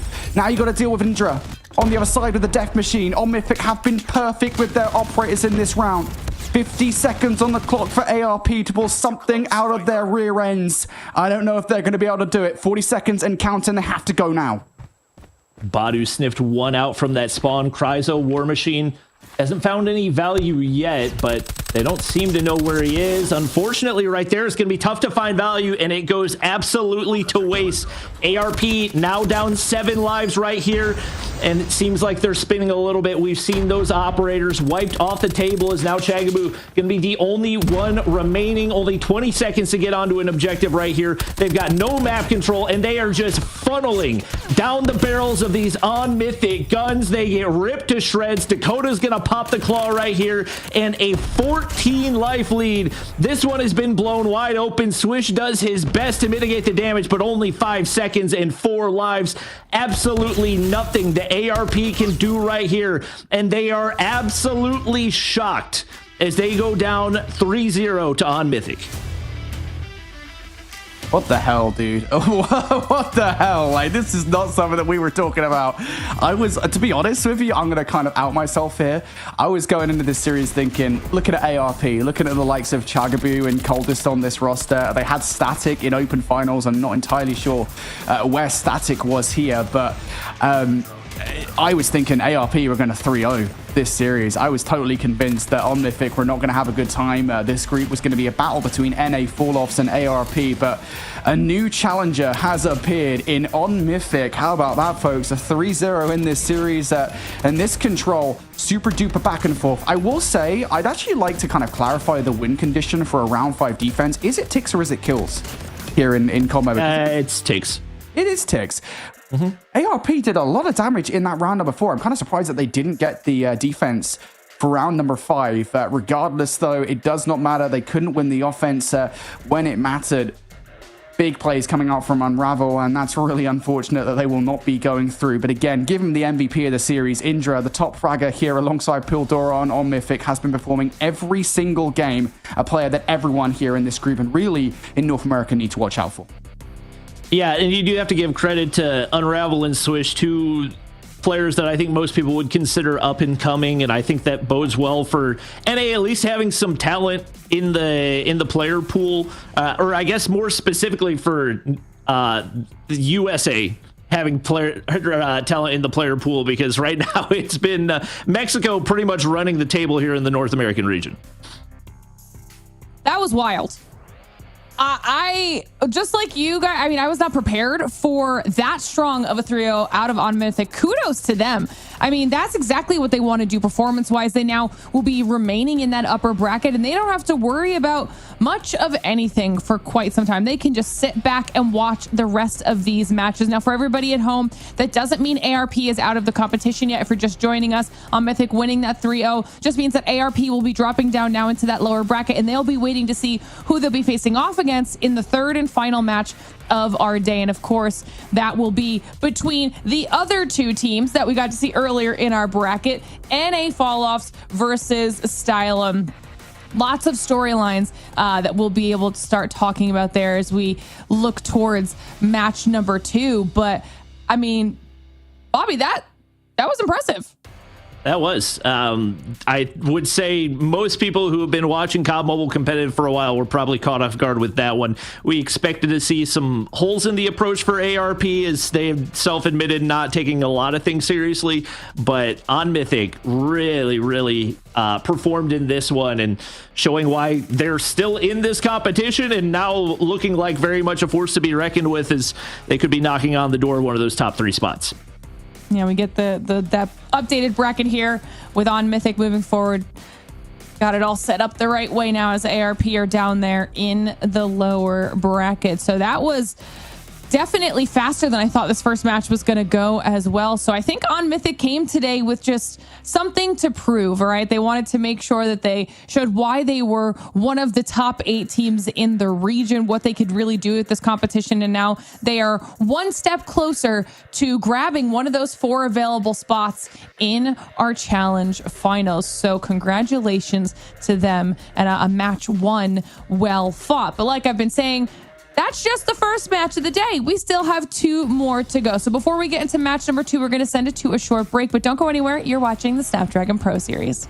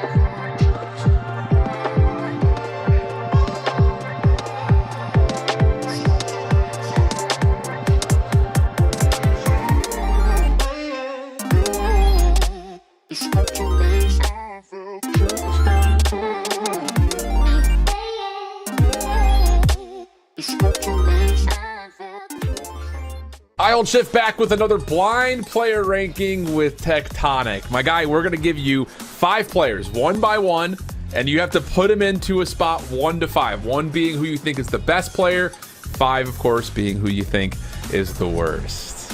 It's all Western players. Are you ready? I am. Okay. Player number 1. Luke is in. Oh, number 1. Hey, this is the easiest ranking system in the world. Look, I was hoping you didn't say so. Look, if you would have said anyone besides Lucas, I'd have been like, okay, I'm a gamble that Lucas is going to be here because it just makes sense, you know, in the West. Lucas is 1. Done. Lucas in 1. Okay. Player number 2, Envy.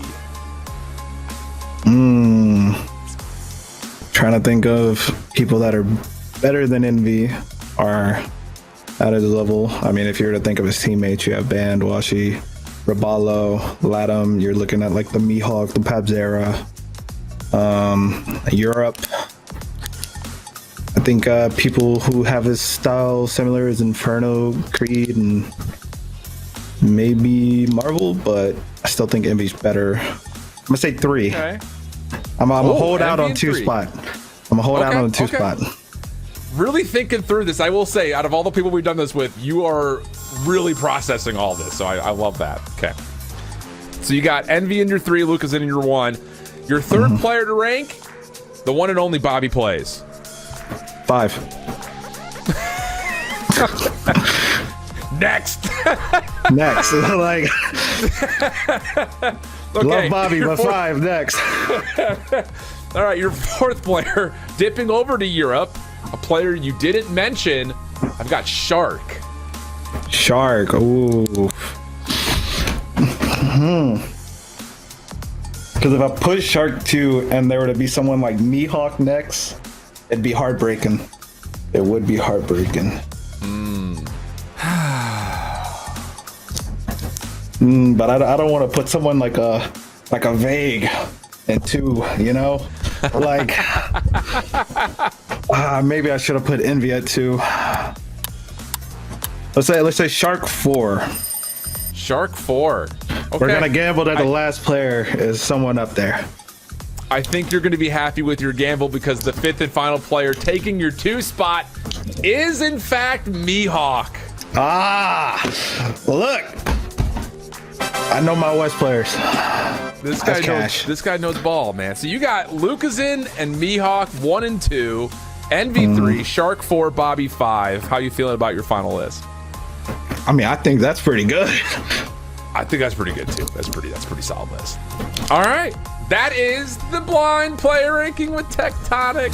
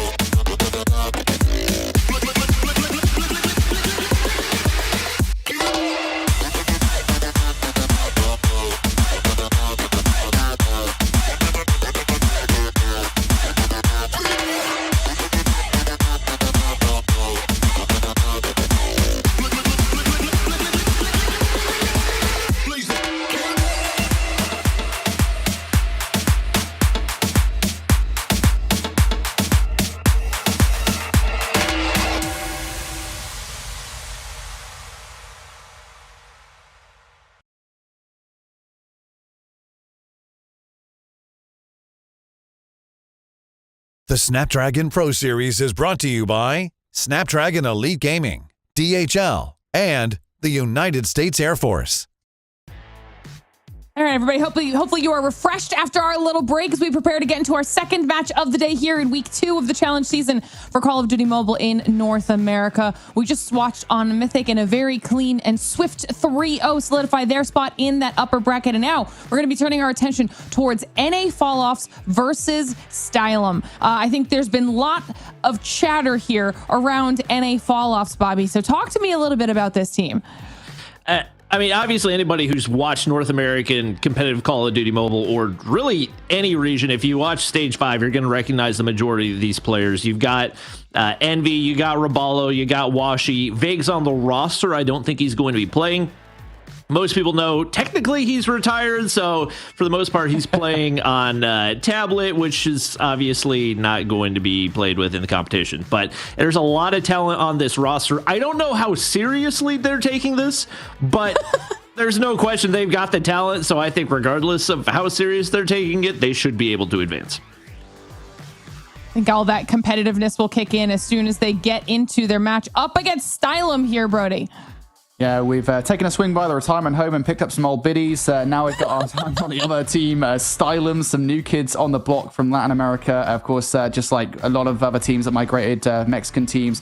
This is another one of those teams. We saw them in open finals take down Kaya, not the same Kaya from season 5, 2-0, but they were pretty close maps. So this is, again, one of those situations. We've got a new team versus a very old team. And as Bobby already said, it's a very old and experienced team that we don't know how seriously they're going to take this. So I'm going to put it out there into the ethos that there is a chance here that Stylum could surprise, but it's pretty small. It's like that. Let's have it. I feel like you're just saying that because you were surprised by on Mythic, so now you're covering all your bases. Covering my butt, yeah.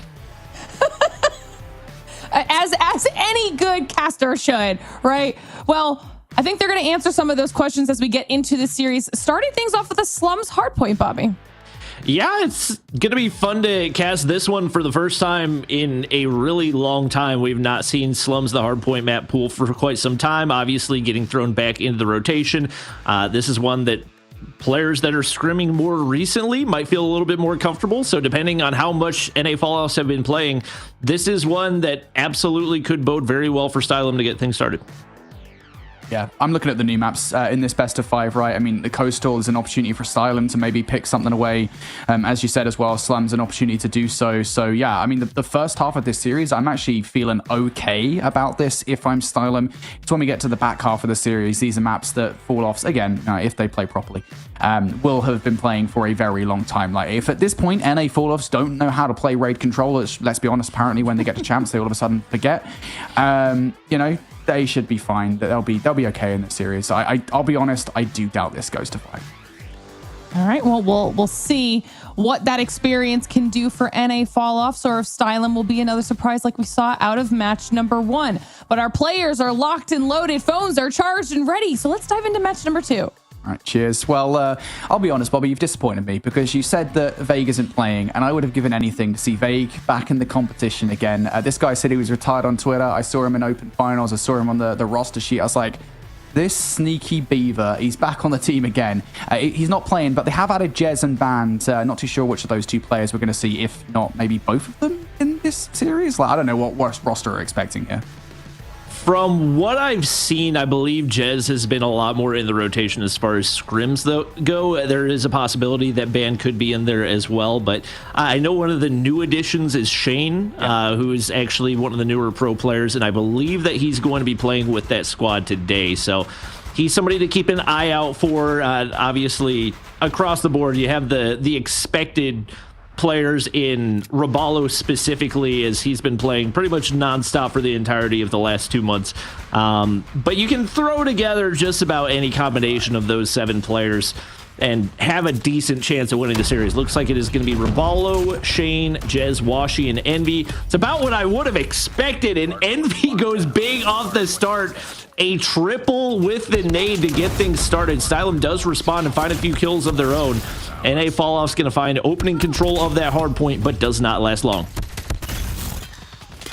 Yep, Stylum coming out here with the first opening gunfights. My expectations levels are kind of set pretty much at 0 here for Stylum, and that's not because I necessarily think they're not going to win per se, just because I think, you know, we got to see them versus Kaya play pretty well, but again, like, there's only so much you can ever take away from open final competitions, open final matches, unless you're playing an established team, right? So expectations pretty much set at 0 here for Stylum. NA Fall-Offs, though, off the start of this game, we know what to expect from them. We should be expecting a key, consistent gameplay here in the hardpoint, and for the most part, that's what we do get on P1. It is a little bit mixy. NA Fall-Offs not going to look better off the back of P1, but they will be getting the rotation towards P2. These back spawns, though, sometimes can be more of a curse than a gift. Yep, we'll have to see what they can do right here. They hold them for the time being, and that's going to leave Stylum spawning across the map.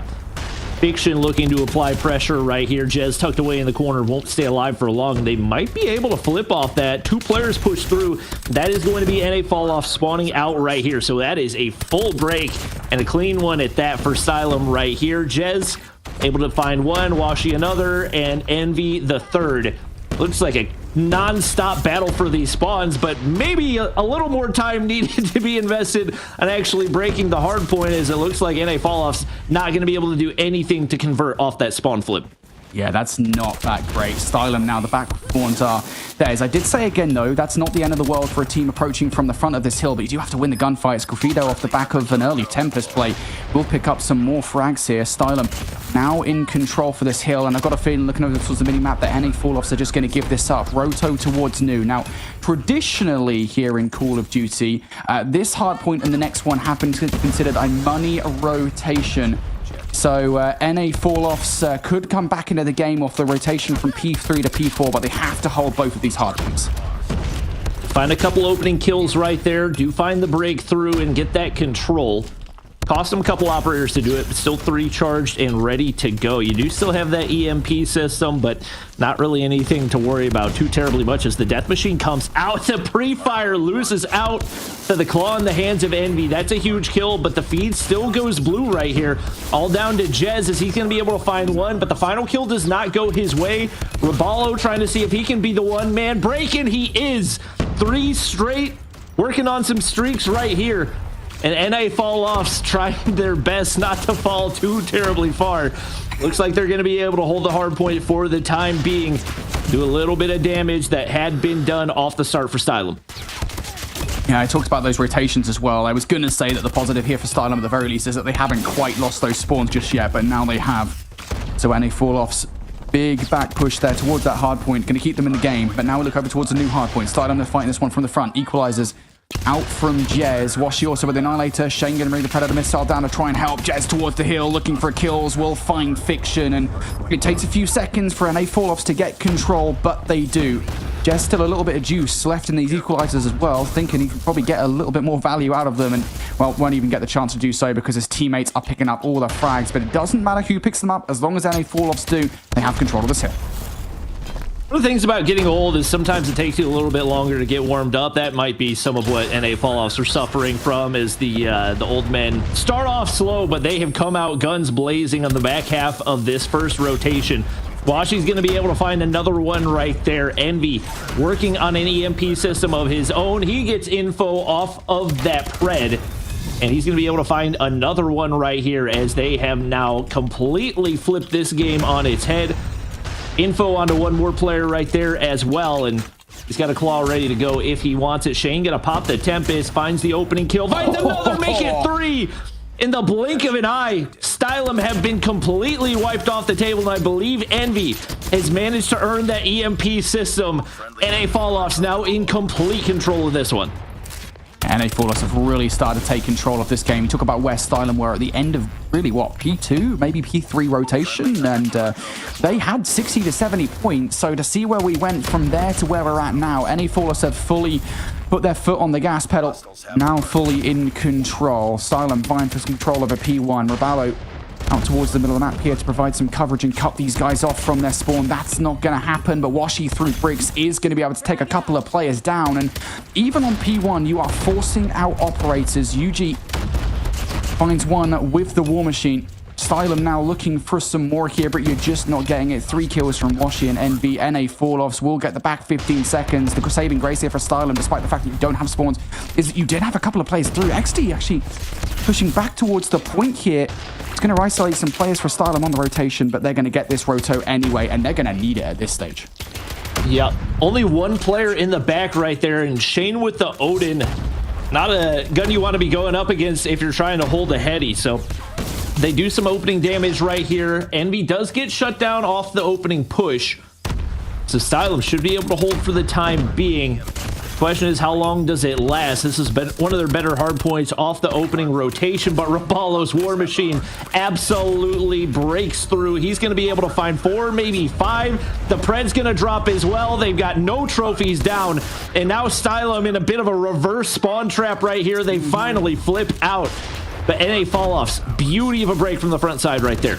Yeah, that little spawn trap is what you need to be concerned about if you're the team on the defensive side of this hard point, because you can very easily get spawn trapped towards the back line. One player still hanging about the joint for NA fall-offs. That's going to be Shane, who does end up going down. Little look for Envy to try and garner the scrap time here. Won't result in anything, so Stylum will be getting it and keeping themselves just about hanging in the game here versus NA fall-offs. But now we go towards New.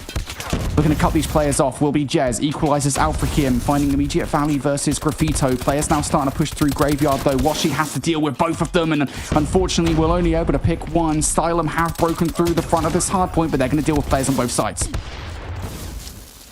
Looks like for the time being, they're going to be able to hold the line as well. So Stylum maybe a little bit streaky, but they've been able to find good value out of those hard points. They've been able to lock down. Washi breaks on through with Annihilator in hand.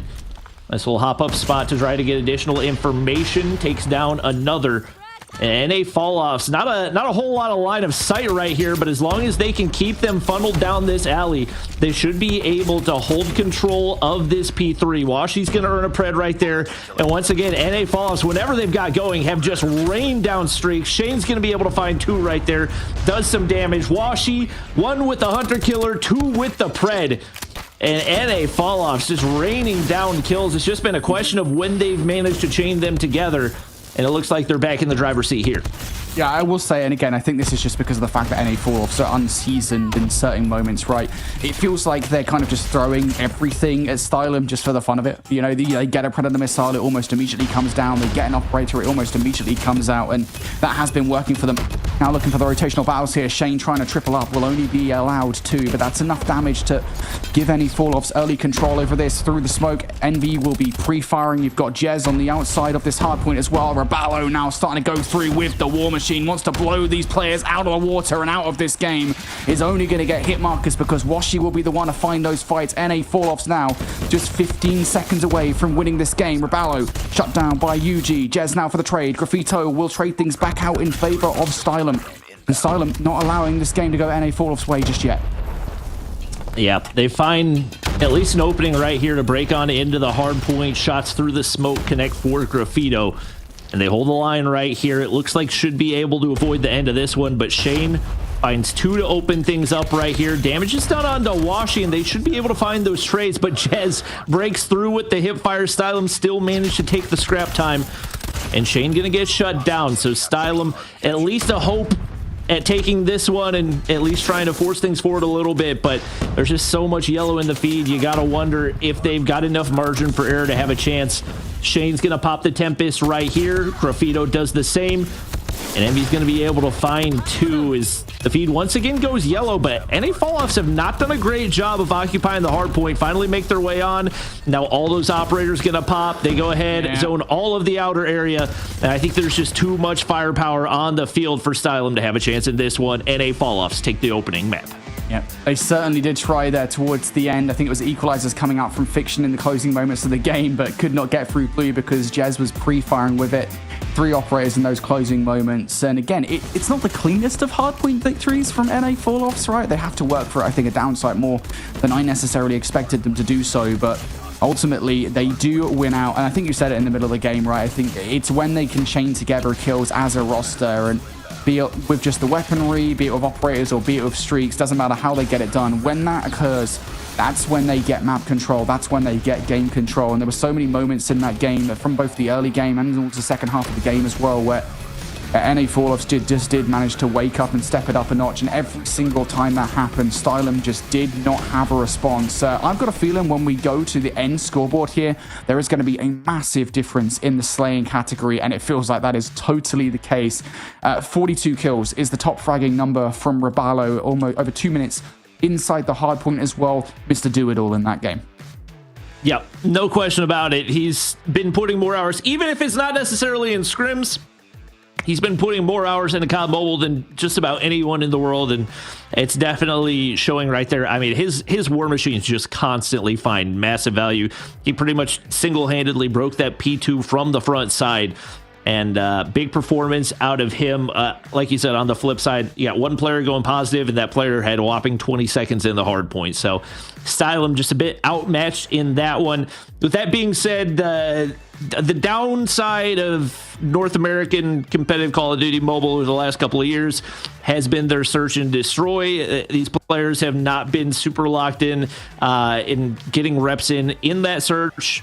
So we'll see if maybe there's a chance for Stylum to actually take some maps in this series. And I think if they can look dominant enough in that search and destroy, maybe a chance that they can bounce back in the later maps.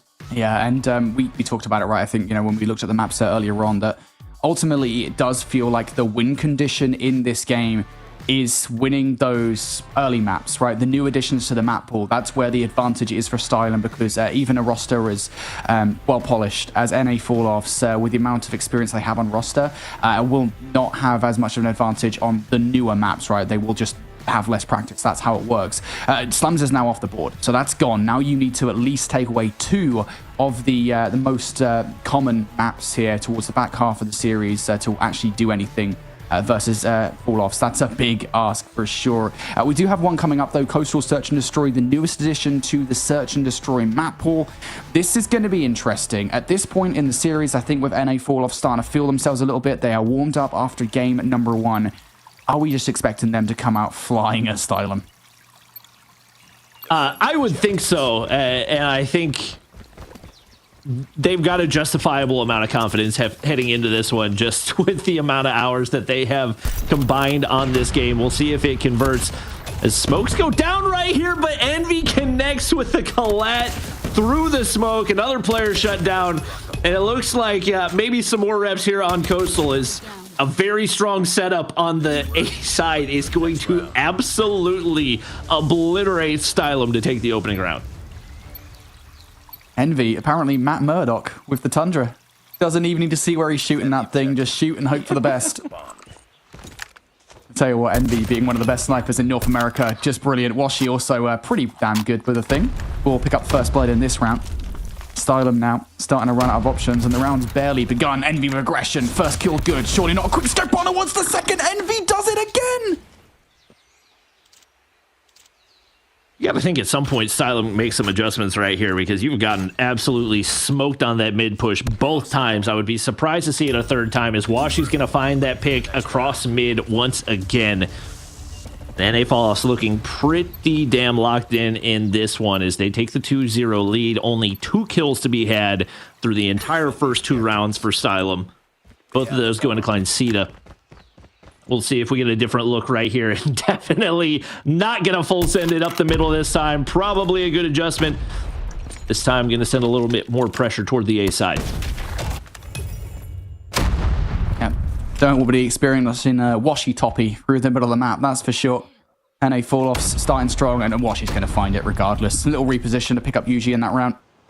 And Stylum stuck in the mud once again. 4 versus 4 this time. Ecstasy, the best player for Stylum, back in open finals for sure in that series versus Kaya to qualify. We'll now look to set things up for the team. But you can just see, I mean, the apprehension right now for Stylum. They are terrified, and I would be as well. You're losing every single fight. Envy's doing tricks on them. That's another couple of kills. Slime now having to back away. It would be a prospective 1 versus 4, and NA Falloffs are done messing around. Jez for the R9 for the final kill in the round. NA Falloffs, that's 3 in a row now. I mean, their snipers are locked in. I think if they needed to, Washington Envy could maybe 2v5 this entire game with the way that they've been playing right now. Stylum trying to make adjustments. This time they're going to full send it on over to B. Cannot blame them one bit. They have gotten ripped to shreds on every A push. No trophies down to open things up right here, but they actually managed to break on through. Unfortunately, Jez is there. He's going to be able to find one, and that's all his team needed out of him. Another player is going to drop, and with the damage that Envy's done so far, that's a huge pick for Stylum. Washi going to back up and not able to get the planter off that exit, so it's going to be a lot more difficult to open things up here for NA Falloffs. More than likely, Raballo going to be the first point of contact, although Washi looking to get aggressive. Yep. Washi and Raballo versus the world. Well, just 4 players inside sight. There goes one. Washi looking pretty good. Has to get it to the pistol to grab that frag. Raballo will follow up with another one. Overwhelmed by ecstasy. Just 14 seconds on the clock now. For Shane, has to very quickly get towards the site and pick up the frags. It's just not going to happen. Finally, a round on the board here for Stylum. And I think really by way of just changing up the strat a little bit, right? Just a team play in towards the site. They've been hitting A over and over again. They finally changed things up and hit B. And it is absolutely the perfect play call. Stylum on the board. Yeah. Very well executed right there. The question is, the NA Falloffs make any adjustments right here? You got to think more utility going forward. And Jez now very pushed up with that R9 in hand. He does the opening damage. Not going to be able to find another there. But the damage has been done, and that's completely warded off that opening push. Yep. Yugi's made his way forward with the sniper in hand, so some semblance of map control as he spots out Raballo. Not going to be able to connect, though. Big time information right there, but got to find a way to pick up that kill, and now a smoke down. Might be able to make their way through mid, and they do exactly that. Trades is good, though, from Raballo, and for Stylum, once again, they just feel stunted at the moment. Early play call from Jez to move forward with the R9 was everything. Good kills coming out from Fiction, though. All of a sudden here, the KRM doing a lot of damage. That's Jez out of the round. And Stylum, they couldn't get it done at the start of the round, but they have managed to now get control of B. It's a good old honest 2 versus 2. But honestly, with Envy being one of the players on the other side, I would not be feeling confident that I could win this. They're just going to take their time. Surveying the site for the moment here are Shane and Envy. Just trying to check every single viable corner. Fiction and Klein keeping an eye on each other's cross. Here we go. Push starting to go through. Envy with the initial trade out. Nice kills from Klein and Fiction. Good team shots. You've spotted out Shane as well. Dead 2 rights. That is perfect team play and a great way to get back in and around. You probably shouldn't have won if you're Stylum. Absolutely. And that's a tough cross to break through because you got to at least take out one player off the opening shot. If you don't do that, the round's pretty much over right there. You would think some adjustments right here, as we do see 2 players once again going on over to the B side, but this time they're getting aggressive. There's nobody there for Stylum, but may provide an opportunity to hit a flank right there as NA Falloffs know nobody going on over to that B side. Envy this time not connecting with opening shots, still finds a way to find one, but 2 kills go through for Stylum. They equalize things here into a 3v3, and Bomb Planter should have been able to make his way forward. Bomb goes down right here. Now the pressure on for the retake. Big opening gunfights, but they go the way of NA Falloffs. 1 player left to clutch. It's going to be Yuhi. Not going to be able to make it happen. Shane closes out the round and should be able to find the defuse right here. Shane. Stop. Stop it. The amount of times that I've seen search and destroys where early on a player likes to get a bit cheeky, starts to play a little bit, shooting bodies, just mess about in the rounds. It can all go wrong, trust me. Sometimes you lose charge of your phones. Disconnect happens, you know. Not going to happen there, though. NA Falloffs 4-2 off the defensive rounds for them. Stylum now. At least have, I think, stabilized just a little bit. Those first 3 rounds were difficult, I think, for Stylum to swallow, but they seem to have made the necessary adaptations. Now on towards the defense. What happens here? Because things are spread pretty thinly, and even for NA Falloffs on the other side, right, they are just trying to catch some vibes at the moment. Play slowly, get a feel for where Stylum are at on the defense, and then pick it apart from there. They are taking their time. Yep. Once again, very different approach from what we saw on the flip side, and NA Falloffs just trying to bait out a little bit of information right here. Stylum doing a great job of staying home, not overextending. Yuhi not going to be able to spot anything on that opening peak. It's really all on the snipers to try to poke a hole in this defense, and Graffito likely going to be the first player with that responsibility. I don't think Washi meant to do that. Nade's going to explode outside the doorway, and once again, all that does is give Stylem a bit more information. Stylem still haven't figured things out here. On the defense, NA Falloffs still trying to get a feel for what's going on. They're very swiftly down to 40 seconds in the round. Before long, they have to make a move. They have to make a comp. It feels like it's been made. It's going to be a B hit. The world on your shoulders if you're Fiction inside the site. How do you deal with it? Jez with the initial push here. Fiction down for the count. Can the trade comes through from Graffito? It does, but Shane right back at you. That is site control for NA Falloffs, and Washi gets another one as well. Phenomenal execution right there. They storm it. They get the bomb down. Now 3 players left for the retake. He does the opening damage to take down Shane, but still so much that they got to deal with. And with how tightly packed this B site is, it's going to be really tough to break through. And especially with Washi holding that doorway, now makes things nearly impossible for Klein Sita. Washi going to be able to find another pick right there. That's now 8 on the board for him. And NA Falloffs continue to dominate here as they take the opening round here on the offensive side. Yeah, and NA Falloffs really did take their time to survey what the defense looks like. Opening info from Washi will be that now 2 players have made their way over towards B. Has to be said, that's not exactly a different look from Stylem. It is the exact same setup as before. Vito trying to help out both with the mid-cut and B. But if I'm honest, I think the preferable play would actually be to have Graffito in sight, because that was the problem for Stylem in the previous round. They lost B site control down to the fact that Fiction was so easily overwhelmed. Bringing out the exact same setup again is not going to make things any different, but the opening look has been made. Fiction will now make the comp. Graffito, I need help. And help has now arrived. So now it's a little bit more palatable over towards B. But NA Falloffs, they still, technically speaking, have the option to go A here. And Envy gets spotted out right there, but assuming the shot did not connect, he's going to be able to back up. Now, a little bit of a pre-fire shot right there to give Graffito that information. NA Falloffs just not really wanting to overcommit here, but at some point you got to pick a spot and look for the breakthrough. They're going to continue to make their way forward. And if they can clear Ecstasy right here, could be absolutely crucial. Envy's going to find one onto Graffito, and that's Washi doing the rest of the damage. You see everybody collapsing right here. One player remains on B, but it just doesn't matter where they're set up. The snipers continue to shred through this Stylem squad. Washi and Envy combine for 20 kills as NA Falloffs now 1 round away from going up 2-0 in the series. Stylem fold like a house of cards. I can't believe what I've just witnessed.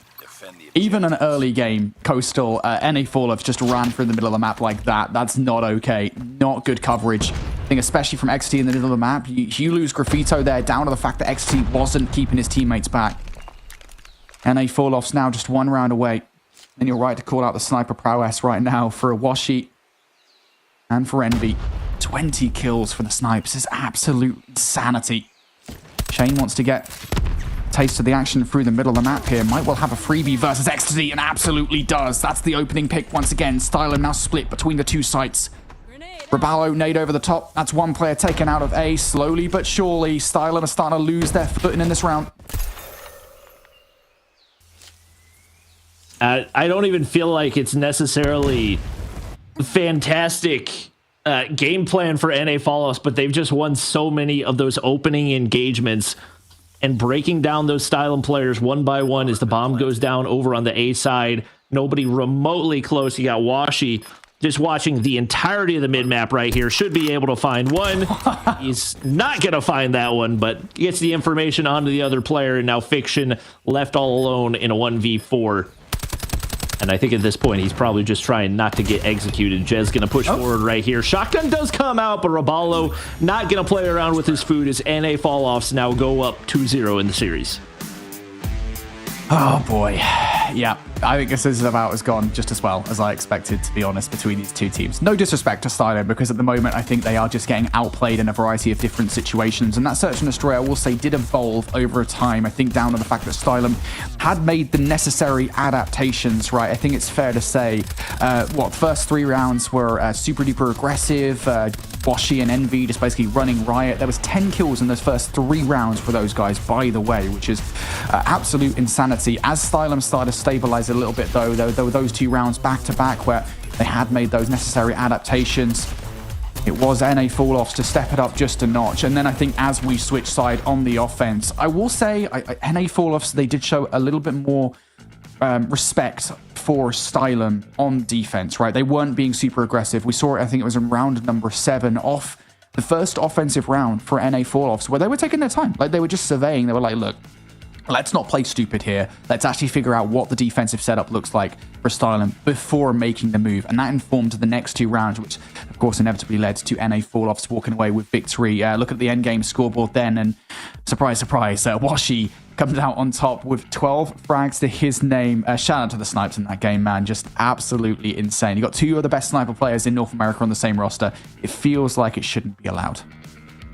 Yeah. And you got to keep in mind, like, Washi, while he may not be at the same dominance he used to be, was at one point in time considered one of the best, if not the best snipers in the world. So he's absolutely still got it. Obviously, still questions of, are they going to be able to maintain this level of dominance up against some of the more experienced teams? Obviously, they do still have to find a way to close out the series, but once again, now heading into Control, where a team as experienced as they are should feel pretty comfortable, especially with the way things have looked so far in this one. Yep, this has been a great series. If you're in NA, do NA Falloffs have fans? Can we say there's like an NA Falloff fan club? Would you describe yourself as... There's Robalo fans in chat. Robalo fans in chat? Well, if you're a Robalo fan in chat, hey, this is the series for you. NA Falloffs are having a whale of a time here. They're skating through the series. If you're a Stylum fan, again, not too sure if that exists.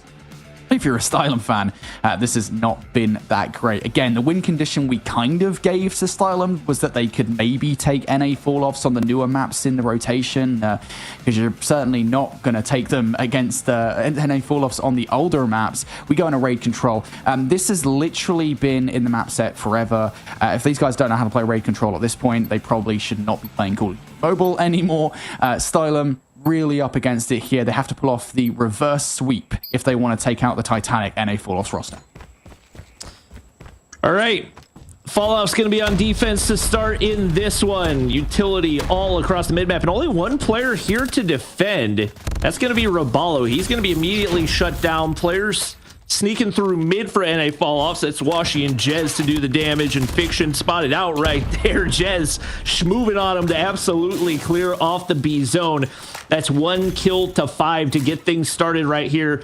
It looks like they're looking to get aggressive to set up that spawn trap early.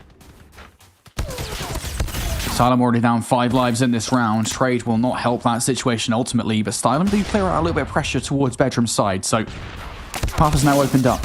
Stopping the clock here. Graffito taken down from Robalo. Now back towards ring. Does Robalo go? Looking for some more value. Will not find it, but NA Falloffs decide now's the time to hit from behind. Jez up front and personal with the SMG will find a couple of kills. Washi on the flank will not actually find any value whatsoever. That's a big kill to lose, because now Stylum can hop on to this point. NA Falloffs will have to hit the reset here if they want to get back towards it and stop it. Big first frag on towards Graffito from Shane. Clock still going. NA Falloffs setting themselves up for the flanking play. Now just down to Jez. Slowly but surely, Stylum are making this capture happen. Jez has to activate here and has to do it with great effect. There we go. There goes Graffito. Still just one more player to contend with. It is usually right below the window, but damage has been done here. B will not be captured for Stylum. Jez just so slippery, so difficult to deal with, and regardless of how many kills he has, as long as he's alive, he's going to keep people guessing. XC going to be able to find a kill and the majority of the damage onto another player. So the lives have been equalized right here. But if you're Stylum, your main focus has got to be getting one of these zones captured. You got a decent amount of progress on both. Very quick stack here onto B, and it looks like, or rather onto A, they're going to be able to get a lot of progress, but finally do get shut down right there. Yuhi with the trade. It looks like they're actually going to get A locked in, and Shane Going to be the lone man here to defend the opening push. Big first point of contact right here, and he's going to be able to find that kill. That gives them the life lead. Now up 3 lives, make it 4 as Jez going to find another, and it looks like NA Falloffs do survive this opening onslaught, barring a miracle from Stylum. I will say, even in a 3 versus 6, the fact that they've only got 1 tick of progression required on towards B makes this a plausible situation. They've also got time to work with, right? So they can eke some mistakes out of NA Falloffs, perhaps. Of course, they also have 1 operator in the back pocket if they so wish to bring it out. And this is one of those situations in a 3 versus 5 where I necessarily wouldn't hate it. Play call has been made. Ecstasy's going to be the flanking player. He'll be having to face Washi and Envy on this push. Shots out towards Envy. Would have liked a clean fight there. It's not going to happen. Envy survives the joust and backs away.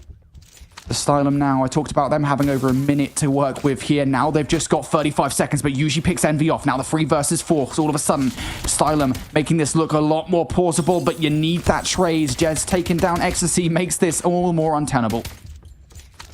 They got those operators, but it's just not worth the risk at this point. Jez going to be able to drop 1.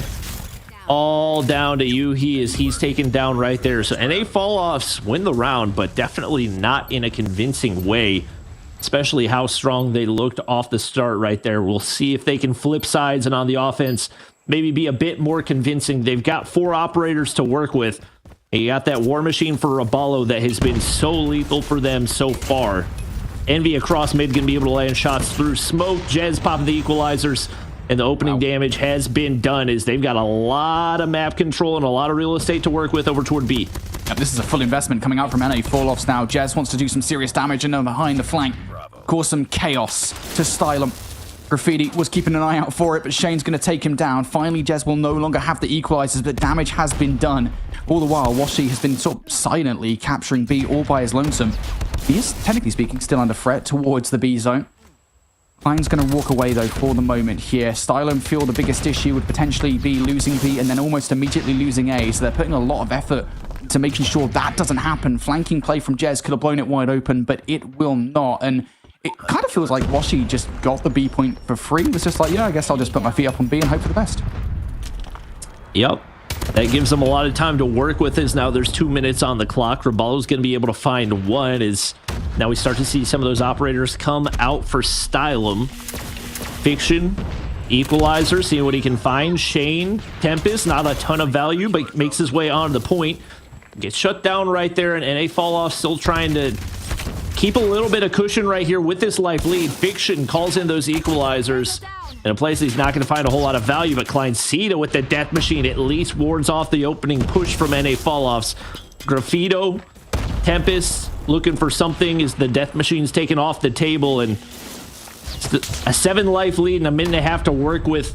NA Falloffs got to be feeling comfortable, but still could work with a little bit more map control. Yeah, it's the life differential between these two teams right now. I think that's the biggest issue. It kind of looming over Stylum with almost 1 minute 20 on the clock. There's almost no way that it doesn't come down to lives at this stage in the round. Shane and Envy will combine for 2. Graffiti, Ecstasy, and Yuhi left alone in this situation. The former of those 2 players do find a little bit of value, but there goes Ecstasy. War Machine being pulled out from Yuhi right now to try and salvage this round. I'll be honest, I don't like it. I think, you know, forehead obvious statement, but like, why are you War Machining in a 1 versus 13? Like, yeah, the War Machine's great. I don't even think it has 13 pellets.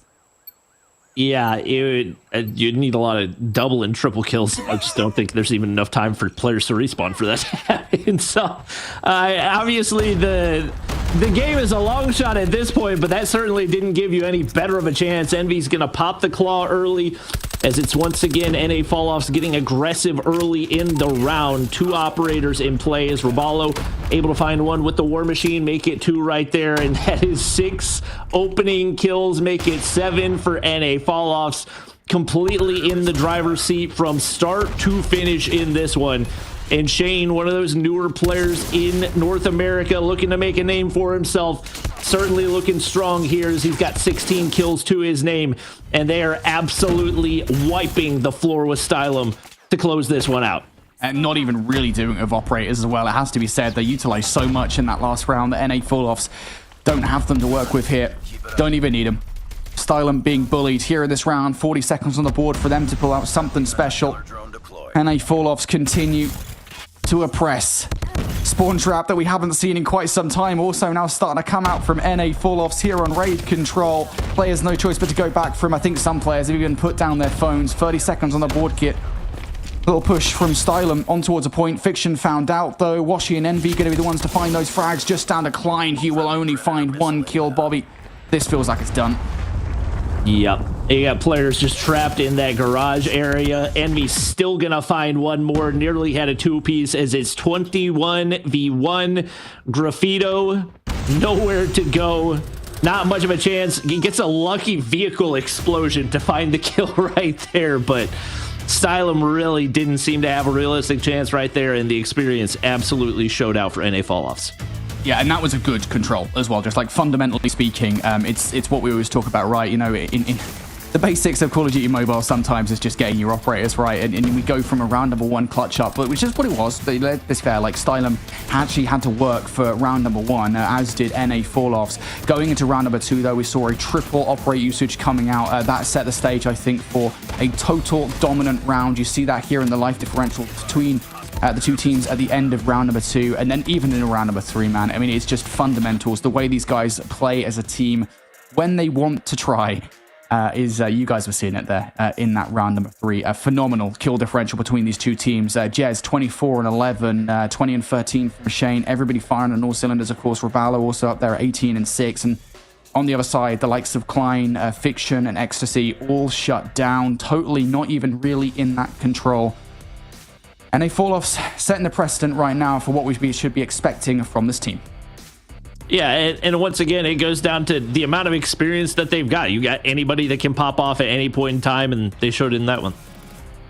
Yeah, I mean, we had big expectations of them, but also weren't sure what they were going to be bringing to the table. And I think that they showed exactly why we were hoping that they would show us what that experience can do at this level of competition. They stay alive in that upper bracket, and in the future, we'll face off against on Mythic for one of those spots into the challenge finals. Whoever loses that matchup will eventually drop down into the lower bracket and face off against the winner of our next match. If you guys at home are just joining us, Stylum did just lose to NA Falloffs, but once again, they are not out of the competition. You saw them drop down into that lower bracket, and they have one more opportunity to stay alive. They'll be facing off against ARP now in the final match of the day. So we'll have to see which of our teams can bounce back from a loss a little bit better, which of these two is better prepared for their maps. But either way, it's still going to be a good competition.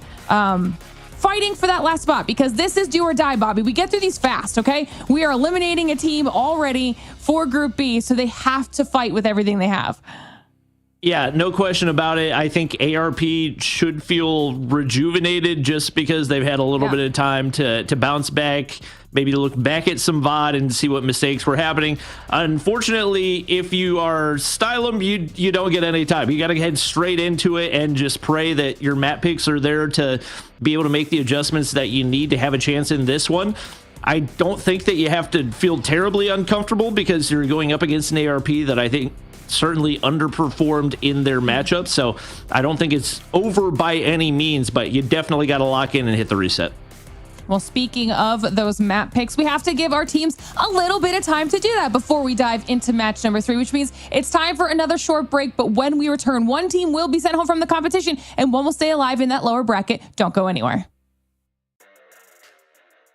The Snapdragon Pro Series is brought to you by Snapdragon Elite Gaming, DHL, and the United States Air Force.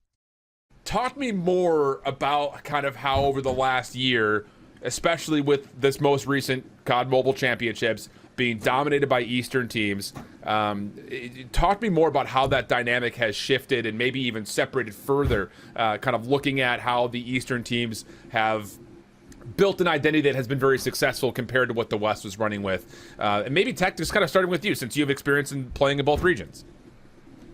After traveling to India, you kind of, you get into that mindset of like, you're playing everyone. I feel like India was like the very best place to play from, mainly because you could play China, you could play Europe. I mean, if you wanted to play NA, your middle ground is Europe. You play Philippines, you play Japan.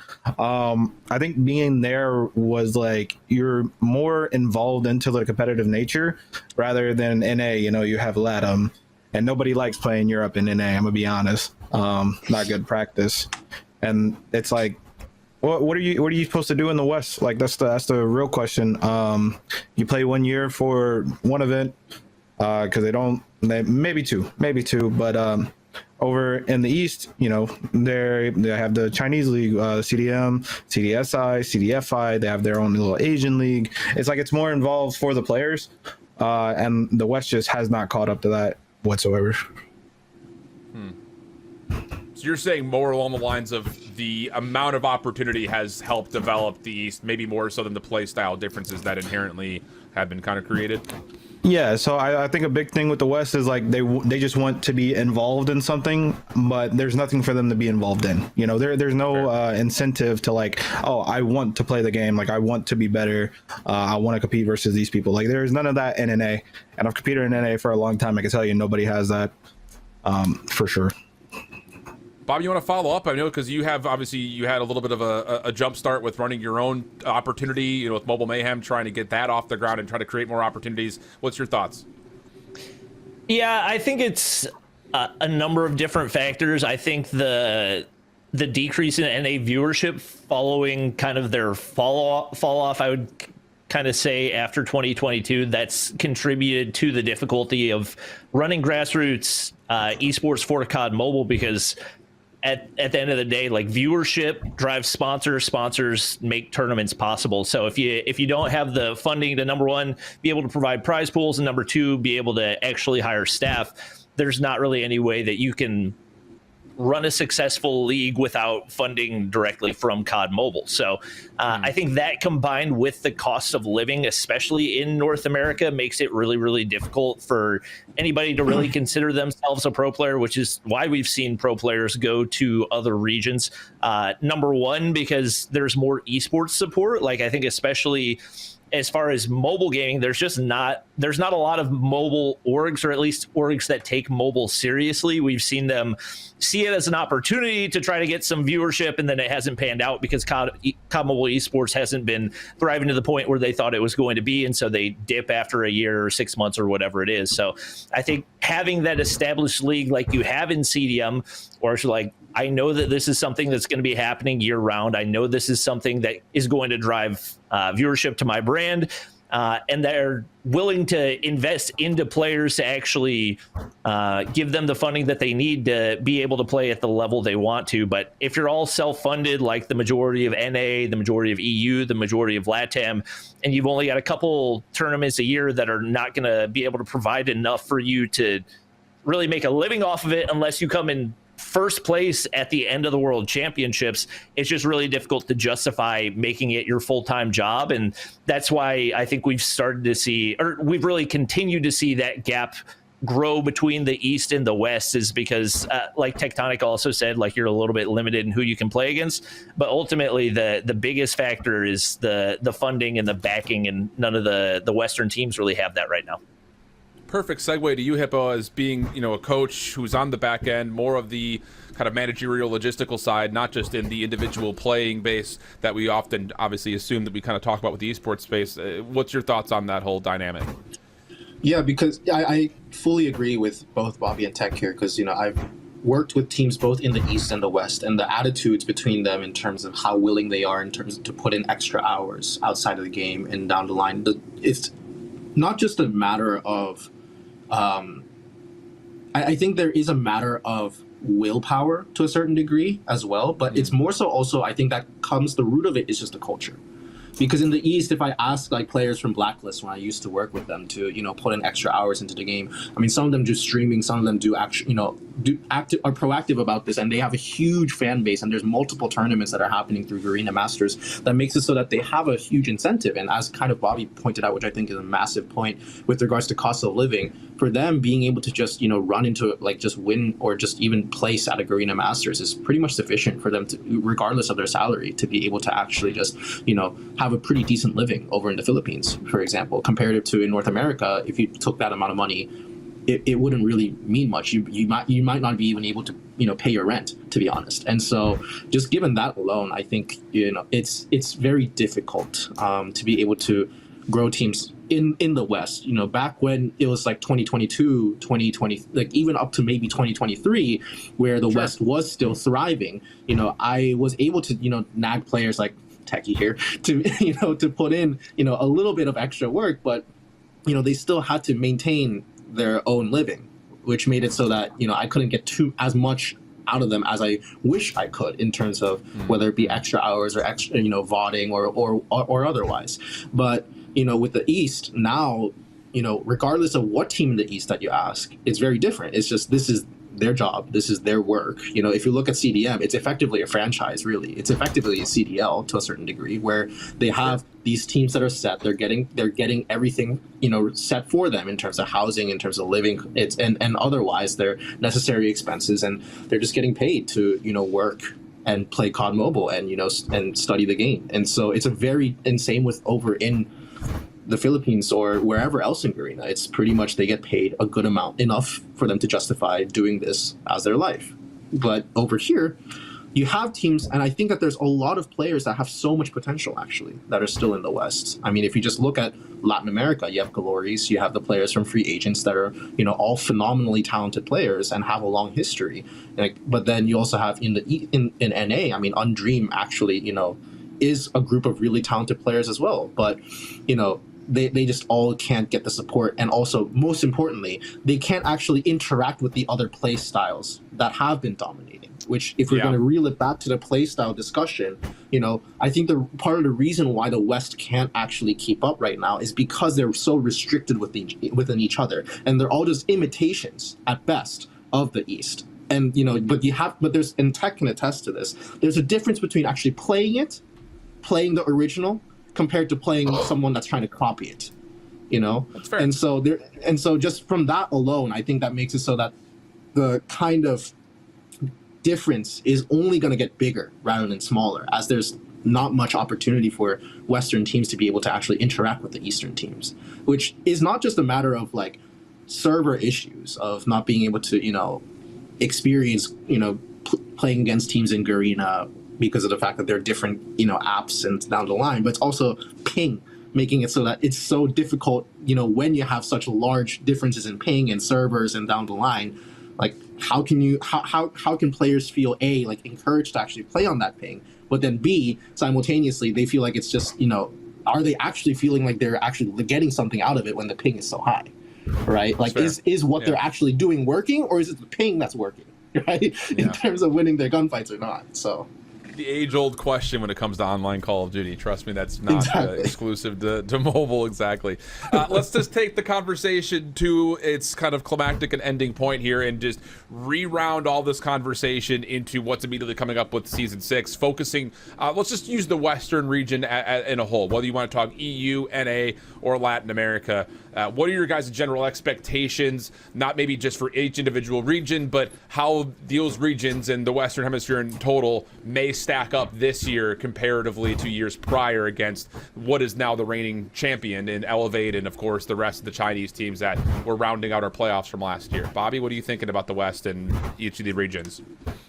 I mean, for the West, I'm really looking at, I guess now it's not LATAM, it's South America, as they've moved Mexico into North America. But I feel like LATAM are the region that do stand a realistic chance of developing to the point where they could be able to compete against those Eastern regions. I think they do have a lot of talent there, and I think a lot of it is just having the funding. They do have more time that they can actually spend putting time into the game. Galoris obviously going to be the team that everybody's looking at. They've been the kings of the LATAM region for a long time.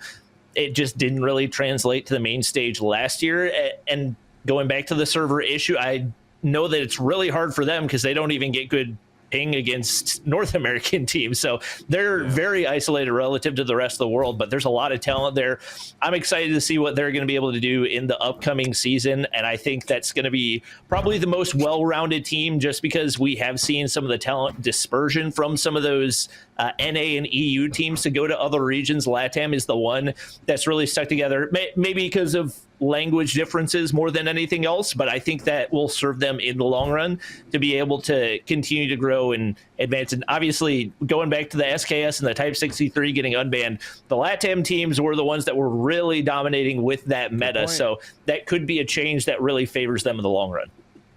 Tech, who are you looking at in the Western regions? Any teams you want to keep an eye on, whether it be EU, NA, or Latin America? Yeah, I think Glories is a favorite no matter what out of the West. Inside of North America, I think there's probably two teams that are, worth mentioning. It's Undream and then the Seminole roster. Curious on how the Seminole roster is going to go, because I know you can do like roster changes and all. So it is possible they roster change. Like our team didn't, get through. So Jez and Marshy is also up for grabs. I could see them going to Seminole if anything was to happen. That would be, most reasonable. Yeah, because I think Vague's on that team, but he's retired and playing on iPad. So I would not be surprised if they ended up picking up Marshy or Jez in his place, just because I also don't think that he wants to put a ton of time in as far as scrims. I could be wrong on that one, but I would not be surprised if they made that roster swap. Yeah. And Europe, I'm going to be honest, Europe is just Europe. I like some of the people there, but like team-wise, man, I'm not really going to pay attention to Europe. Dang, not high in the Frenchies, huh? I love Marvel. Hippo, what are you thinking? Who you got your eye on in the Western Hemisphere? It's the same thing as what Bobby and Tech said. It's mostly just Glories, Undream, maybe Seminole. I think, though, free agents, I think, is also worth mentioning as another, up-and-coming Brazilian team. They've shown that they can fight against Glories, maybe not necessarily, fully win a series yet, but they can, still put pressure on them, which I think, speaks volumes in terms of their ability and talent as a roster, for sure. And, so I'm just really excited to see, whether they're able to kind of dig through the trenches of, being unfortunately put into the Western Hemisphere and in the ecosystem that they are in. But I don't think that it's impossible either. Just from the struggles that Glories had by themselves as is, they managed to get top 4 at the World Championship, which is nothing to scoff at by any means. So I think it'll be really cool to see them, keep pushing it, especially because now they've gone through 1 full year of being the same roster, but now they're pressing into year 2, and that difference is actually huge. Just 1 year versus 2 years of being together, actually. 100%. All right. Well, that's going to conclude our first episode of what we're calling the Call of Duty Mobile Roundtable. Spoiler alert, there is no table, and if we had one, it wouldn't be round. But that's Bobby, Tech, Hippo. I'm Shiv. Thanks for tuning in, and of course, enjoy Season 6. Bye-bye.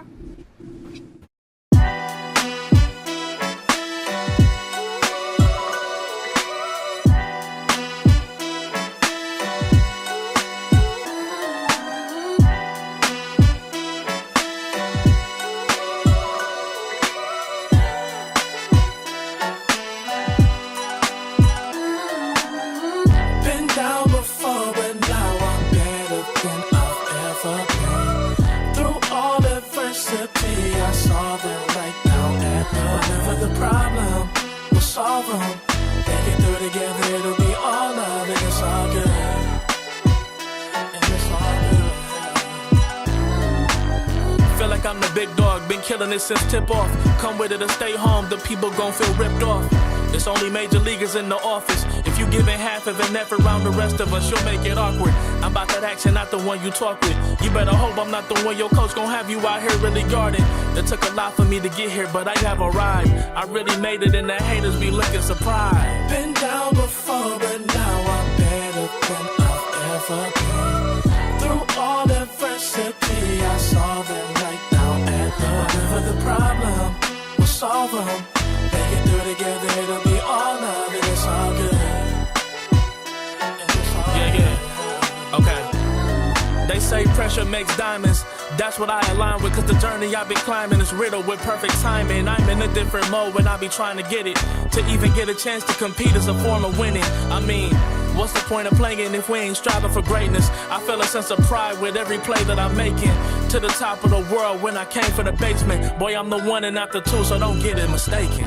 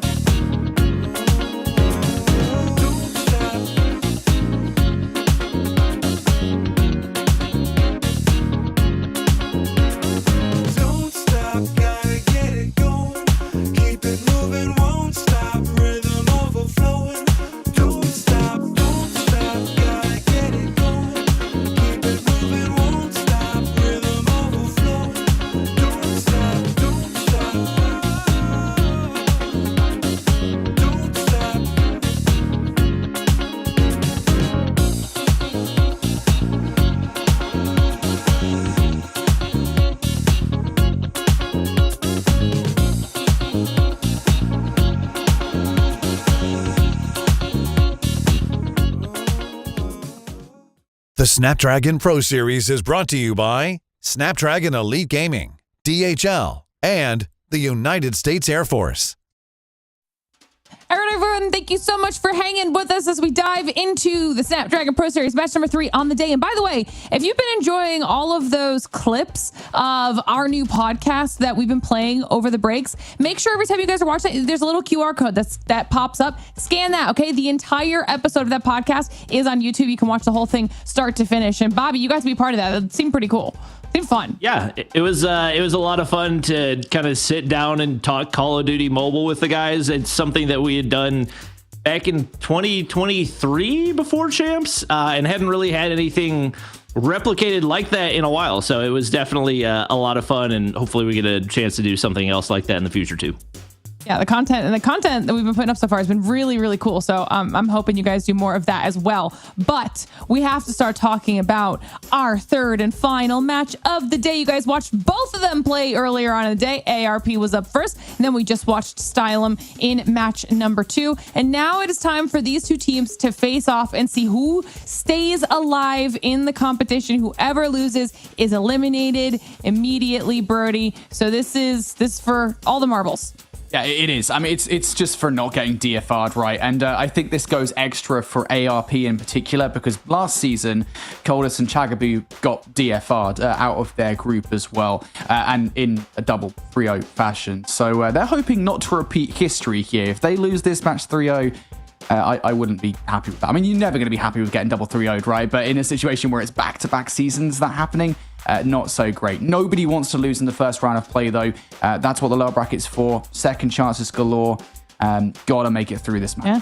All right, well, we'll pull up the picks and bans as well and see what we've got in store for the third match of the day. Anything new, surprising? Oh, yes. All right, Bobby, talk to me about this. I love this.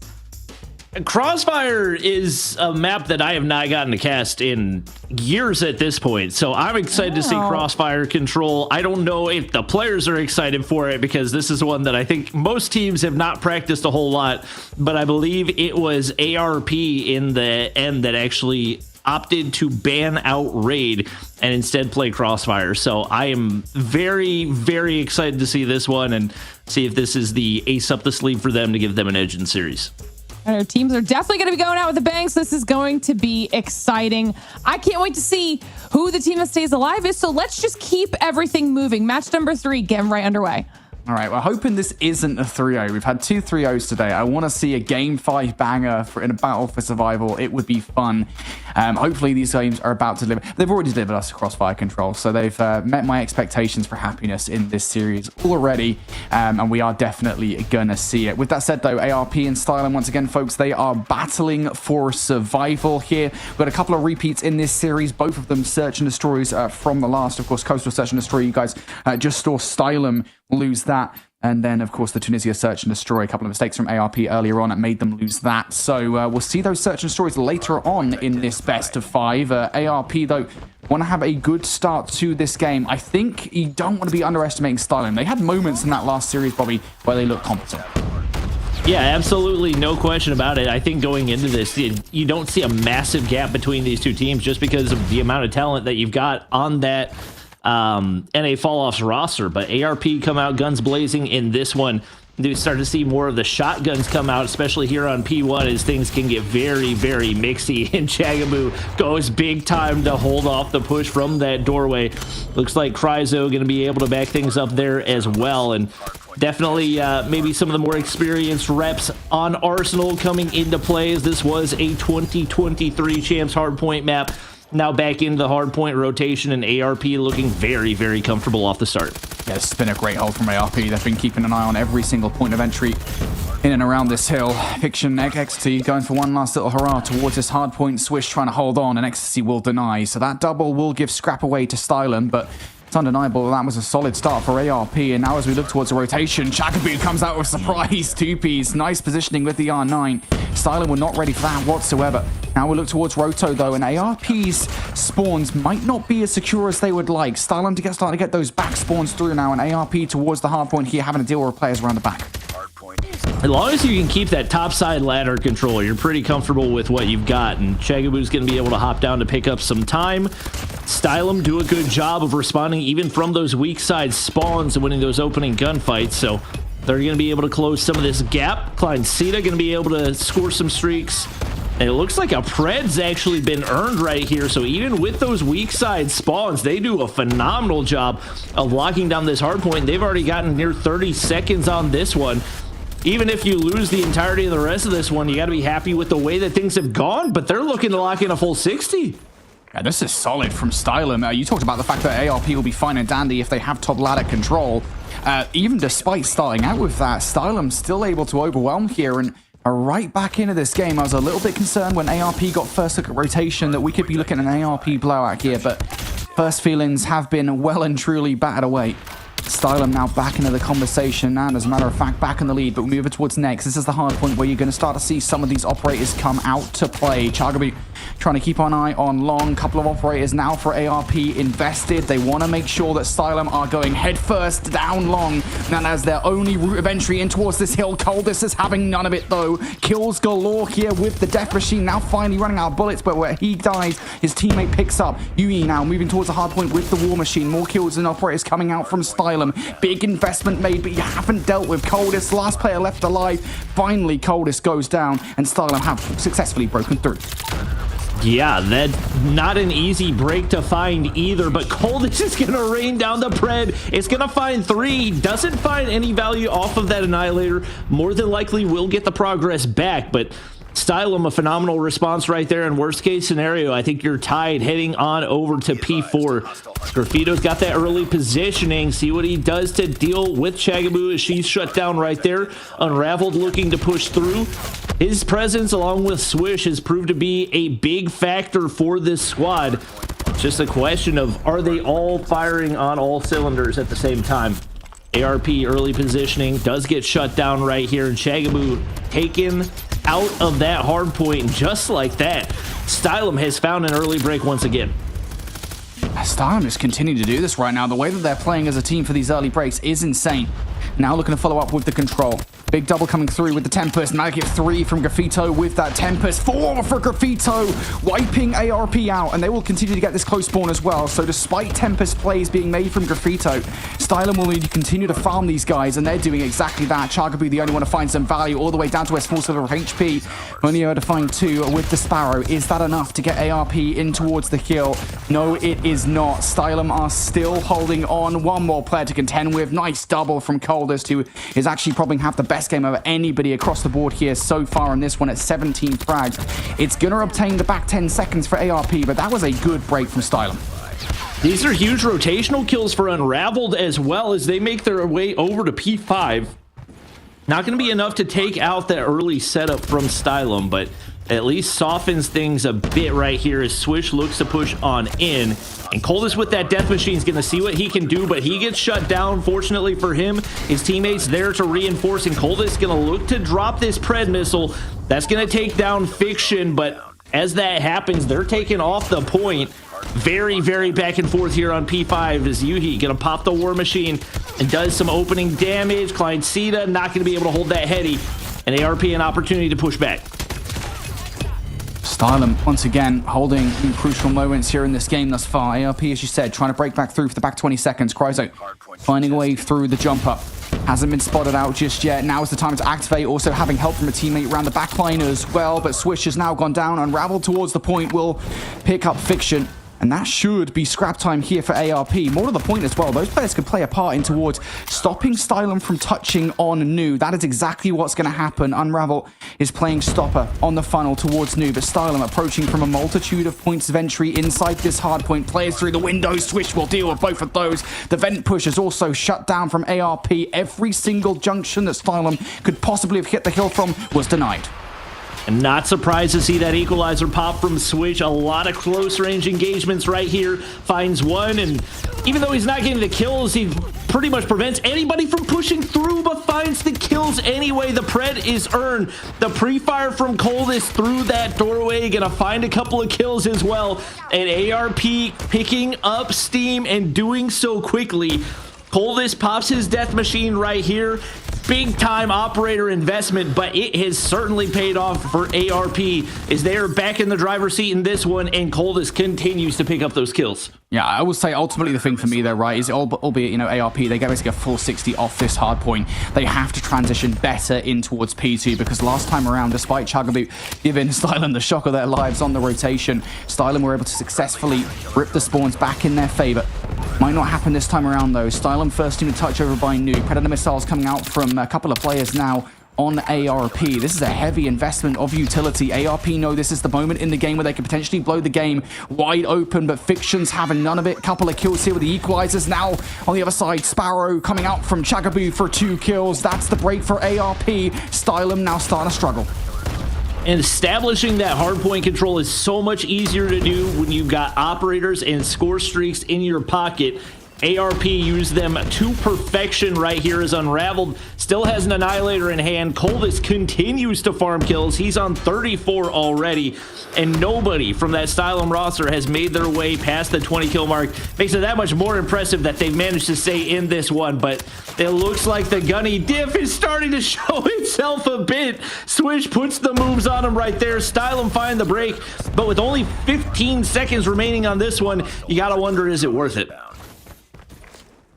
Yeah, a lot of questions from me there for Stylum. I think, you kind of panic at this point in the game. You know that is a lot of time you've just given away to ARP, so you start to make a few sloppy decisions here and there. It can definitely snowball out of your control. That might be a moment we look back on at the end of this game if ARP are able to take away the victory. So far, so good, though. As far as getting control of the early hill here is... Dawn Flip. Is it being recognized by ARP? Yes, it is. Chagaboo is keeping an eye on the stairwell. Good for the first kill. Has a little bit of help for the second. Fiction able to double up. Surely not anymore. No Swish decides it's time to go ham with the equalizers. Will find frags. ARP now starting to turn this game up. Oh, that's huge for Swish. More kills. Surely not. Graffito will trade out, but the damage is done. I mean, he is already looking like one of the most lethal equalizer players in North America. So many big plays out of him, and ARP continue to rack up time here on P3, now up 70 points.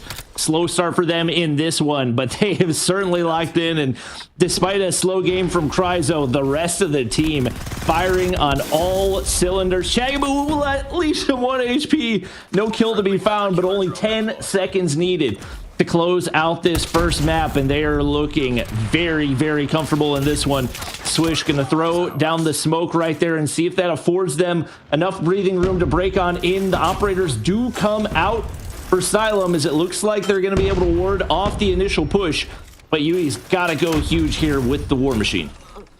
Gotta find something. Yuki opens things up with the first couple of kills. On the other side, though, Cryzo not finding anything with his War Machine, gonna get shut down. Cryzo still technically speaking in the play. Yuhi decides to bring that Predator missile down. Off the back of it, you will now know where ARP is spawning. Cryzo still alive here with the War Machine, by the way. Finally gets shut down, but this is perfect for Stylum so far.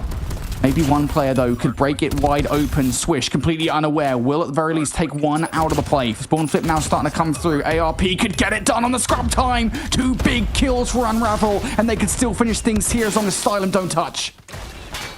Shut down the later, but they on the point. Cryzo holding the line. One more player left to deal with. ARP shuts it down, and they take home map number 1. Slow start for them, but they bounce back in a big way. And obviously, Swish, one of the newcomers, playing a very big factor in that win.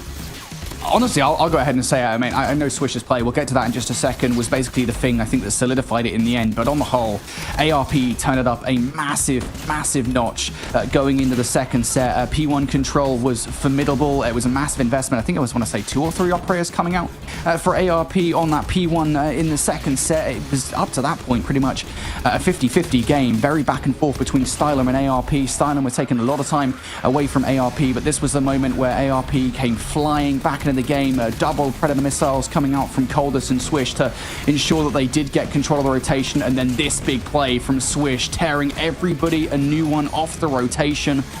Chaining together 3 kills back to back like that is never going to be tenable for the opposition, and it most certainly was not for Stylum there. ARP starting this series strong, big way to end that hard point. And just crazy, crazy stat lines for Coldest and Swish. 43 and 19 with 2 minutes. 37 and 22 with 2 minutes. They go massive right there and take a much needed opening map to, at the bare minimum, avoid getting double 3-0'd, which we talked was something that happened last challenge season to Chagaboo and Coldest. On the flip side, it's really impressive that Stylum was able to keep it close at all, given how big the kill gap was. I think the teamwork is there, but maybe a bit of a gun skill gap showed in that one. We'll see if they can make some adjustments as we get ready to head into the Search and Destroy. I mean, honestly, it literally was just the second second set of hard points, where ARP just turned things up. So Stylum were competitive for half of that game, right? It just started to lose control for the second half. They had us in the first half, not gonna lie. What they might have, though, is a Tunisia search and destroy. Going back to ARP's last series, I think there were a few holes in the gameplay where ARP could definitely have tightened things up. And these guys at this level of Call of Duty Mobile will definitely know it as well. So they'll be going in with this one knowing that they can make a few changes and look a lot better for it and not lose this time around. Off to start, aggression from ARP through the middle of the map. This is not a look that we saw from them in the first series earlier on today. As stun comes out from Ecstasy to try and put a stop to this one. And traded will come out from Cryzo. So ARP still with the numbers here. Graffito does not care. Snipes on towards Swish. Now 2 versus 3 as Unravel takes down Fiction. But the last remaining players on Stylum are split. Gotta see something huge. And that's quick scope from Yuhi is huge enough. He's left in a 1v2 right here. Pretty split from the rest of these players. The nade goes over top. Not going to be enough to take out Cryzo, unfortunately for him. And the bomb's down right now. So he's going to look to make a wrap toward top winery right here, if I had to guess. But actually, he's picked up a sniper. Slides the corner looking for a pick, but that's not going to be afforded to him. But timing might go his way. Cryzo running out. I think he's got an audio cue to work with, and an opportunity is Chagaboo now into a 1v1. You're fine with this. Yuhi's playing this perfectly, right? There's no reason to get over aggressive on towards Chaga. She has the pre-aim and is on the hunt for this kill. Chaga thinks this is a push through winery. That's not the case whatsoever. Now go back to the bomb because time's starting to dwindle here in this round. Yuhi's position is perfect. Not sure if Chaga's got the audio cue here. The push might be perfect. Checks mid. Yuhi has just got some COD timing, though, on the backside. Chaga goes for the push. Does she get some good timing here? Does she check the corner that Yuhi's been sitting in? Yes, she does. And there is the kill. Chaga had to check every single crevice of Tunisia search and destroy around the B site there. Will end up getting it done, but my oh my, butts were clenched. And that was a great spot, but an even better read for a much-needed opening round for an ARP squad that had a very up-and-down Tunisia search and destroy. This time, a very different look as they full send it over here onto B. Chagaboo. Nade connects right there. They're going to be able to take that lower position, but still 2 players on height. Yep. Cryzo's going to be able to take down Ecstasy, so now it's on to Yuhi to find a pick right here, but he doesn't have any angle to work with. Coldest, I don't think, realizes that there's still a player on site. So Yuhi could still make something happen right here, but Finecita's going to be first point of contact, and that's a huge opener. Yeah, there goes Yuhi. You need Yuhi still alive in this play. Would now have to be an ace from Finecita in this round. Is getting a really good look. This is so individual for ARP on the defense of this site. All of a sudden, what was a 1 versus 4 becomes a 1 versus 2. There is surely no way that Klein pulls this off. 15 seconds left. You have to up the ante somewhat. Klein has just got out towards the exit. He might be able to catch these players off guard. Shots straight towards Chaga. One more player left to take. It's Unravel on the other side, but not able to pull a miracle off. It's not over yet. 1 versus 4 denied. But ARP continue to make the defensive plays here on Tunisia look shaky. Yeah, that was way closer than it needed to be. No question about it, especially when you know that where that one player is and only 1 point of exit with the amount of time that was left on the clock. They take the round regardless, and now up in a 2-0 lead right here. This time, a much slower approach from this ARP squad, looking for picks, trying to see if they can get Stylum to over-aggress. And nearly an opportunity for a snipe across mid, but they back things up. Looks like for the time being, Stylum will look to capitalize on the positioning they have here on the defensive side.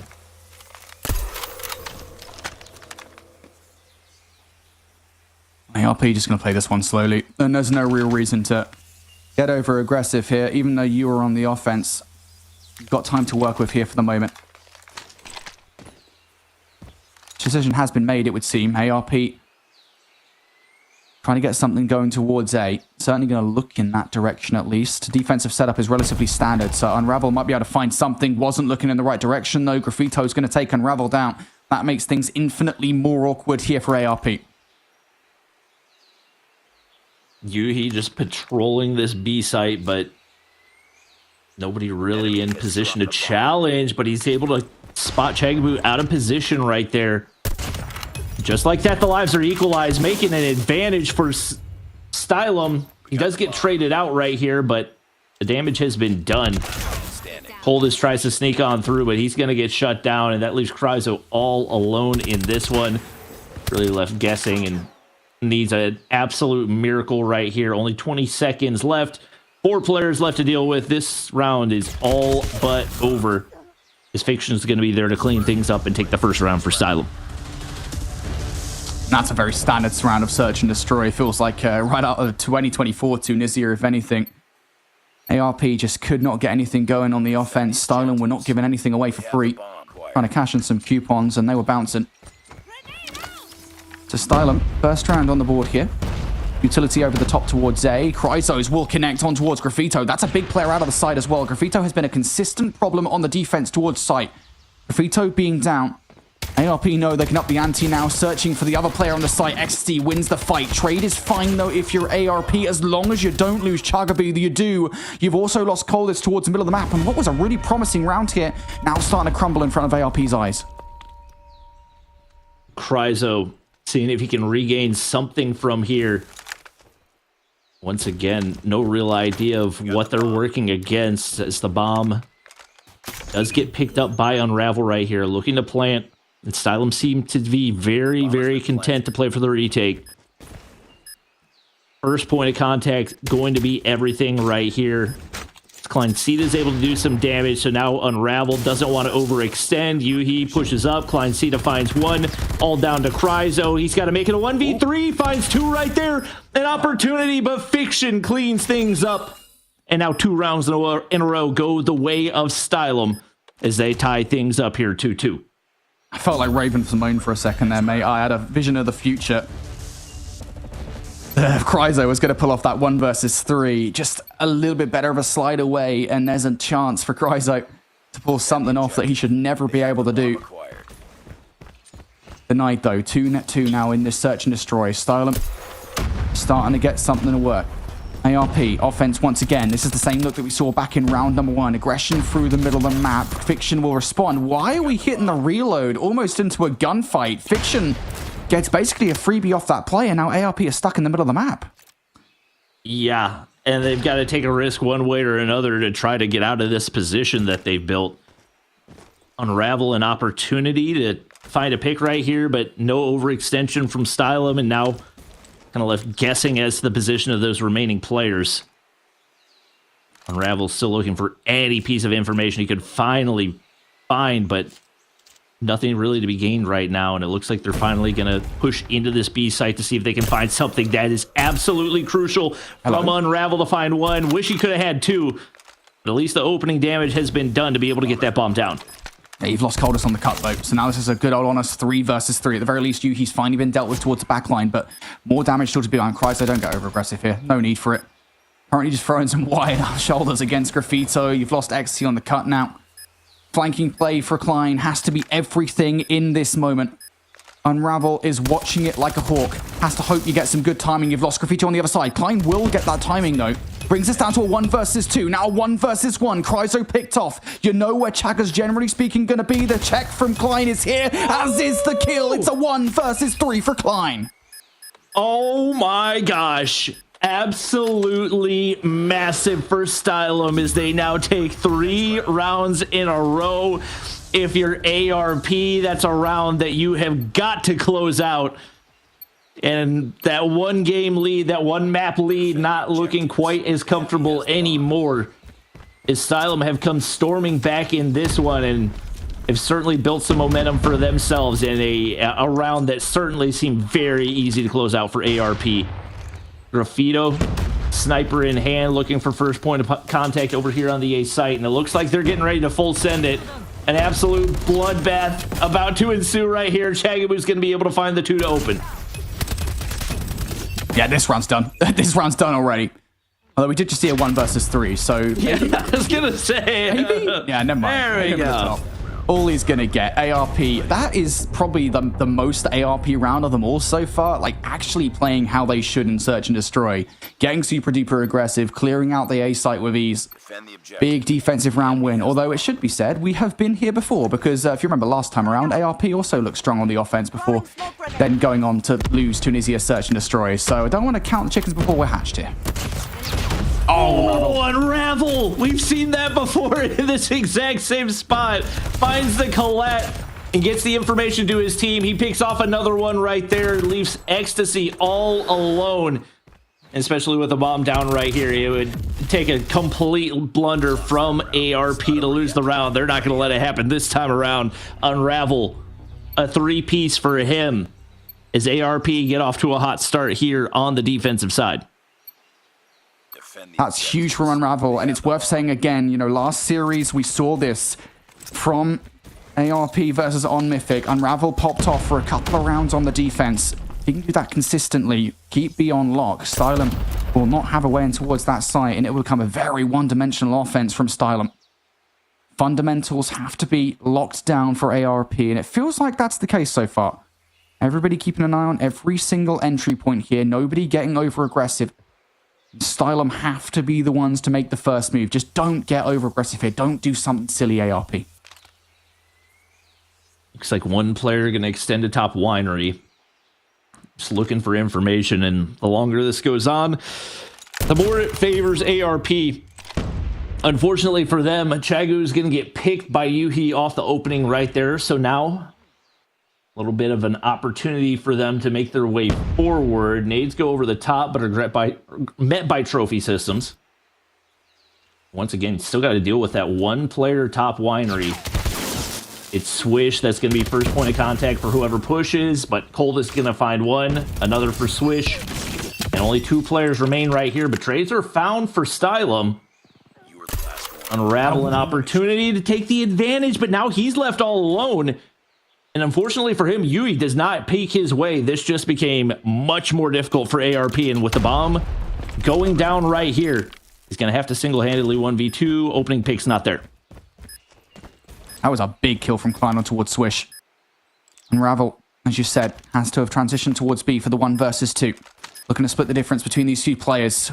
Chal across from Yuhi is good. The comm should be made. The snipe from Unravel also not there.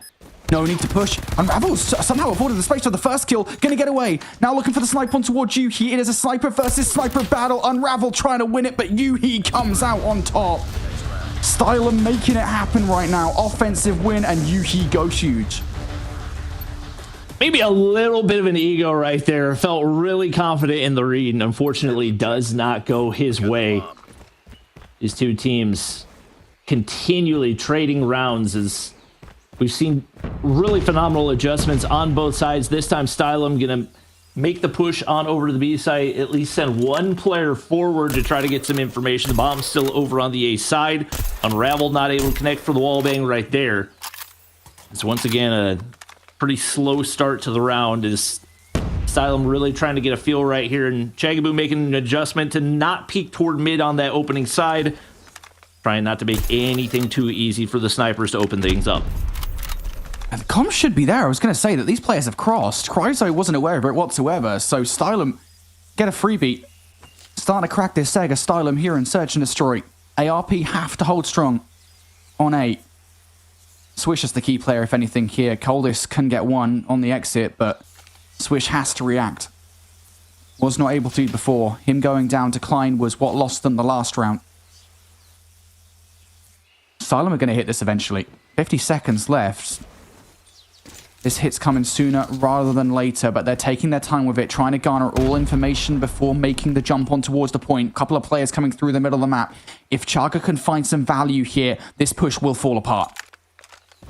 It looks like they're all trying to collapse at one time, but just looking for that point of contact and can't manage to find anything. They're going to send it. Coldest shuts down 1, gets eyes onto another, pushing on through. Chagaboo's going to be able to find the kill, and they get ripped to shreds. Swish, Unravel, finds 2 to close it out, and with the man advantage, Stylum cannot manage a single thing. Huge round for ARP, Cryzo, and Unravel, now 10 kills apiece. It has to be said, that was a massive error from Stylum. It has to be said. I mean, you literally, all you got to do is just 2v1 Chagger in the middle cut. Work out trades from there on out, and they all just flop on their 1 versus 1s. That 2 versus 1 doesn't happen at all.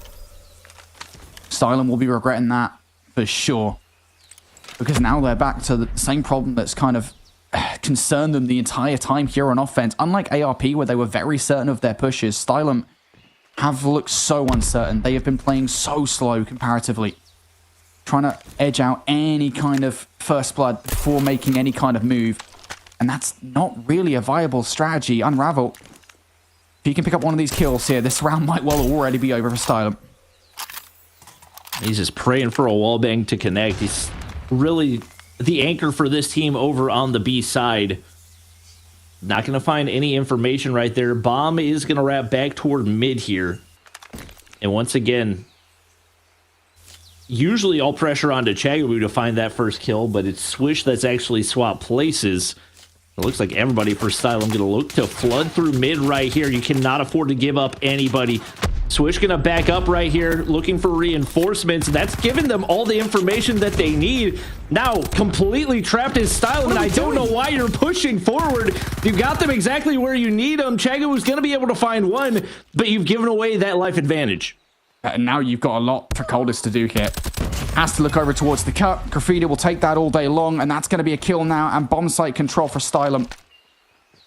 If you guys ever knew how to chuck search and destroy rounds, if you wanted to know, just look at that mid push from ARP. I don't know what that was. That was so cool. There's no reason to push forward. You got the whole team locked in one spot. You run through single file to hand away the lives. Oh, man, that's tough. Now you got to see a miracle for ARP here. 2 versus 4. Time to dwindle down in this round. 25 seconds. Peek from Yuhi. That's information garnered. Chagabu's going to go for the chow. Should get chowed from the right. Absolutely the case here. Great team play from Stylum. Fundamental Call of Duty for Stylum. And when you get offered up 3 kills, I mean, you're not going to say no, I guess. ARP, why is Tunisia a bad map for you guys? the objective. I don't know what's going on right now, but it's certainly making for an entertaining game. We'll see what ARP can do here to make adjustments-wise. Naturally, Unravel all alone over on the B side, and it's going to be a full send over to A, this time for Stylum. Full committing through. 1 kill for Swish. Make it 2 right there. Damage has been done. Yuhi's going to be able to find 1 in response, but Kryzo is there, and 1 by 1 they fall. Fiction and Yuhi left, as Unravel is going to make that wrap back toward the A side. Bomb still not in a plantable position. Swish gets info, finds a kill right there, and now all down to Yuhi for the 1v3. Just looking for somebody to hit the cross hit. Yuhi will take the kill. Yuhi does have time to work with, so just looking for some kind of over-aggression to at least make this more palatable. ARP aren't going to give it away. This time, learning not to get over-aggressive, it would seem. Yuhi does have the bomb in hand, so if he so chooses, could go over towards B. But I think it's the problem at the back of his mind that he thinks as soon as he's going to turn around, somebody from ARP is going to go on the chase. So just going to go hit A, potentially, maybe on the vibes that ARP will have rotated towards B. That's not the case. Unravel was sitting there waiting. Big round for ARP. That was a stellar execute on the defense. Seems like he's kind of playing mind games with himself and overcomplicated things. Now Stylum in need of a round to force overtime right here. They force going down 2-0. And that would be going into the map pick for ARP as well, heading into that control. This time a little bit more presence over toward the B side as one player has made their way up through mid. Unravel still looking for one of those picks over on the B side and nearly connects through the wall right there. One more shot. Could have potentially had it, but once again, 30 seconds in, yet to see any first bloods. This time, a little bit more presence over toward that B side, and Unravel at least has the information. Question is, does he want to stick around? And Swish is there to reinforce, so they can fight this if they want. More than likely, we'll see Stylum back up off this, as these 2 players are completely isolated, and the bomb could not be in a worse spot. Stylum again, it's the same kind of thing as early on here for the offense for Stylum. They just do not want to make the move. And for good reason, to be fair. They would, technically speaking, be in a 2 versus 3 in the situation. I think that was a smoke down from Ecstasy to try and escape. So the call has been made. Stylum now on the transition towards A. ARP have read it, though. They are making the necessary adjustments. Target be ready for the jump down from Winery. A Stylum double blinding here? I think they've just double focused perfectly. Stylum smoke down gives the impression that it's going to be an A push, but instead now they are fully committed towards the site. There's the confirmation that ARP have fully given up the site. And to be honest, I will say this is a defensive error. There is no reason for all 5 players for ARP to be transitioning towards A. Yeah, that was a major overcommit off of not really any information outside of one util throw. So now all the pressure onto these guys to try to retake here. The machine pistol finds one, and that's absolutely crucial for Unravel. Unfortunately, teammates not going to find the trades, at least not initially, but Coldest is there, as is Cryzo. Kleincita trapped behind the wall, going to be able to find one, and it's all on to Coldest. 1v2 to close out the game right here. 15 seconds, spots one over top of the heady, but can't quite connect. He's going to get shut down, and to overtime we go. And again, ARP just continue to make errors. It's a bit of a 50-50 thing, right? With Stylum, they did make a cool play. Like, really well played from Stylum there on the offense. But for ARP, probably could have played that just a little bit better. In the end, now we're going to be seeing overtime from ARP. 6-6 now in this search and destroy. Now it is ARP who look like they're stalling somewhat on offense. This is the same kind of play that we were seeing from Stylum, right, on the offense, where it's just like, comparatively to what we were seeing from ARP on their offensive rounds, where they seem so much more certain, I think now ARP definitely have kind of had a knock to the confidence after that last round. It's a pretty similar defensive setup out of Stylum to what we saw from ARP in the majority of those rounds. Got Yuhi with the sniper locking down B, one player tucked in on that left side. Once again, the longer this goes on, the more it favors ARP, or the more it favors Stylum, forcing ARP to commit to something right here. Coldest, not quite close enough on that nade to connect. Still looking for any shred of information that they can find. Absolutely none to be found right here, as at some point or another they're going to have to commit.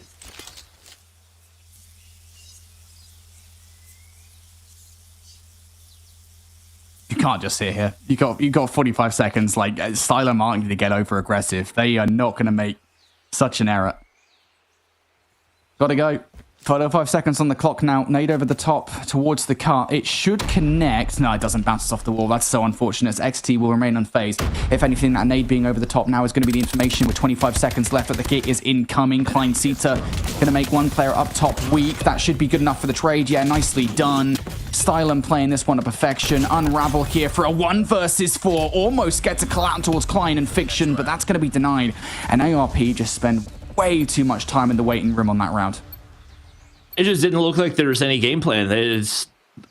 Or praying for a mistake from the other team, and Stylum were not about to make the same mistakes that ARP were. So now you flip back on over to the defensive side and pray that you can execute here. Looks like a very aggressive A push, which is uncharacteristic from the offense that we saw from Stylum. They don't actually opt to full send it on through, but the nades do go over top. Not going to connect right here. Is what looked initially to be an aggressive play is actually going to stall out a bit here over on the A side. And this time Unraveled going to stay at home, so not going to overextend and throw all your resources at the A side. You stay at home and pressure onto Coldest to find those opening kills if they decide to peek out top winery.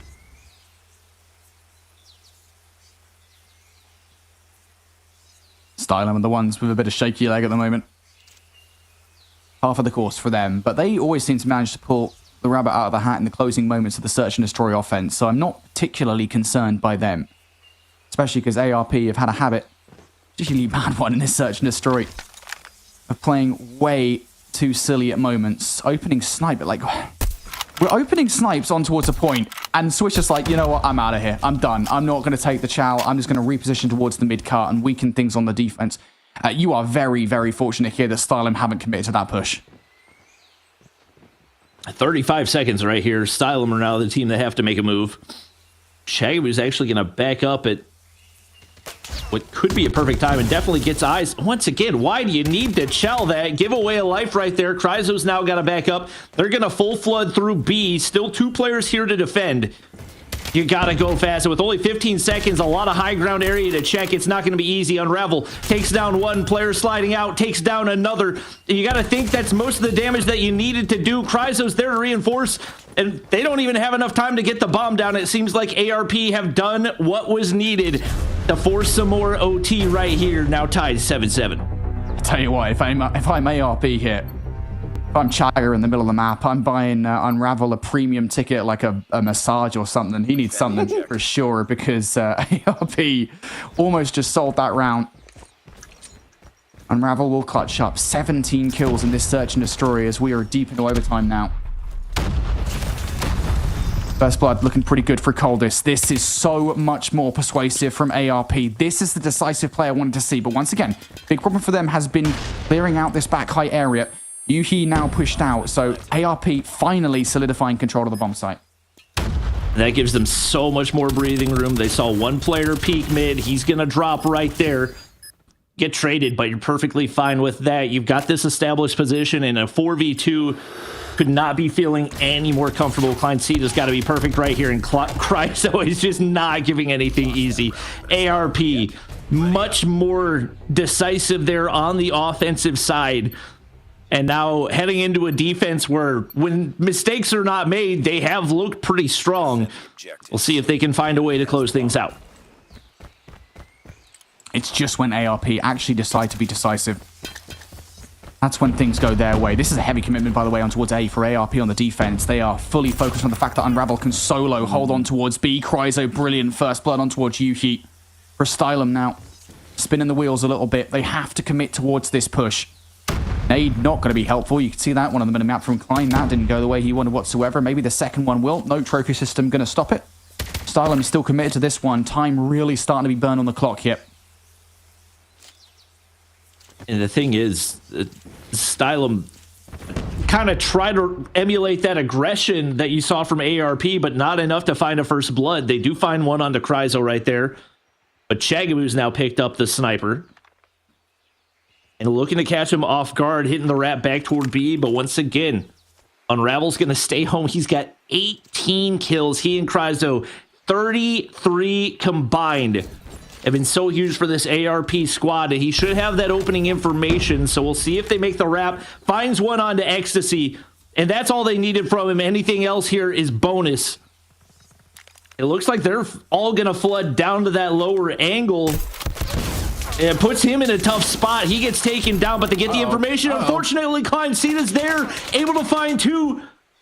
And now into a 2v3. They should have that real estate to take the bomb down, but Chagabu makes her way through. She takes down one, spots out another. Fiction looking for the kill. It's going to be there, and Stylum force more overtime. I don't even know what to say. How does this keep on happening? AR had that in the bag. Oh, man. I don't even know what to say. Oh, goodness me. All right, ARP, time to do it again. You sent it last time. Same kind of aggression off the rip this time. Nade through the cut. Will tag Unravel, so he'll have to stay out of the play for a moment here. Aggression, actually, I think, has been totally slowed up because of that. Stylum have been successful at the start of this round. Chryso should have just got information. The call will be made now. Swish is going to try and act on that, but right on towards the open. Makes himself a little bit weak now. Trades in favor of ARP. One more player down low. You take that player out. Now all you've got to do is keep the players transitioning from B to A away from said site. Once again, the fundamentals on these offensive pushes are great from ARP. It's a little bit shocking that it's taken this long for ARP to figure out that they're so much better whenever they play aggressive. Really, wherever they play, because when they play for picks, they just don't find them. But finding success back-to-back rounds of the offensive side with a decisive commit, and they take the lead once again. The question is, can they execute on the defense? So many mistakes at so many turns. Once again, the setups have not been bad. It's really been all about the responses. One player already slides on into sight. Chagabu's going to find one. Not able to get away, but the damage has been done. Swish. 1 HP right there is Graffito, and he's going to be able to find two. So now into a 2v2 we go. Bomb is still in hand for Stylum. Not going to opt to go for the plant yet. Information is there for ARP, but these two players are very split. What? XT gets an easy dead from Unravel. Yuhi now 1 versus 2. Good for the first, not good for the second. Chryso will close out a very long search and destroy. It is finally over in overtime. Dude, I didn't know there were so many members of the Chuckle Brothers in a single game of Call of Duty. This entire game was wild, and for all the wrong reasons. come on. It's just like so many times that search and destroy could have been over. I think we might be in for like the longest replay package in Call of Duty Mobile history here. I mean, I know there's been longer over time, but oh man, what a headache of a search and destroy there. It really was.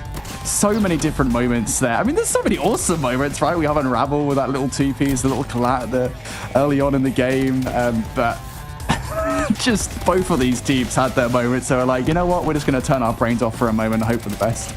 It really just felt like every single round went down to like a 1v1, a 1v2, and it was enough to go down to 19, 20 rounds, whatever it was right there.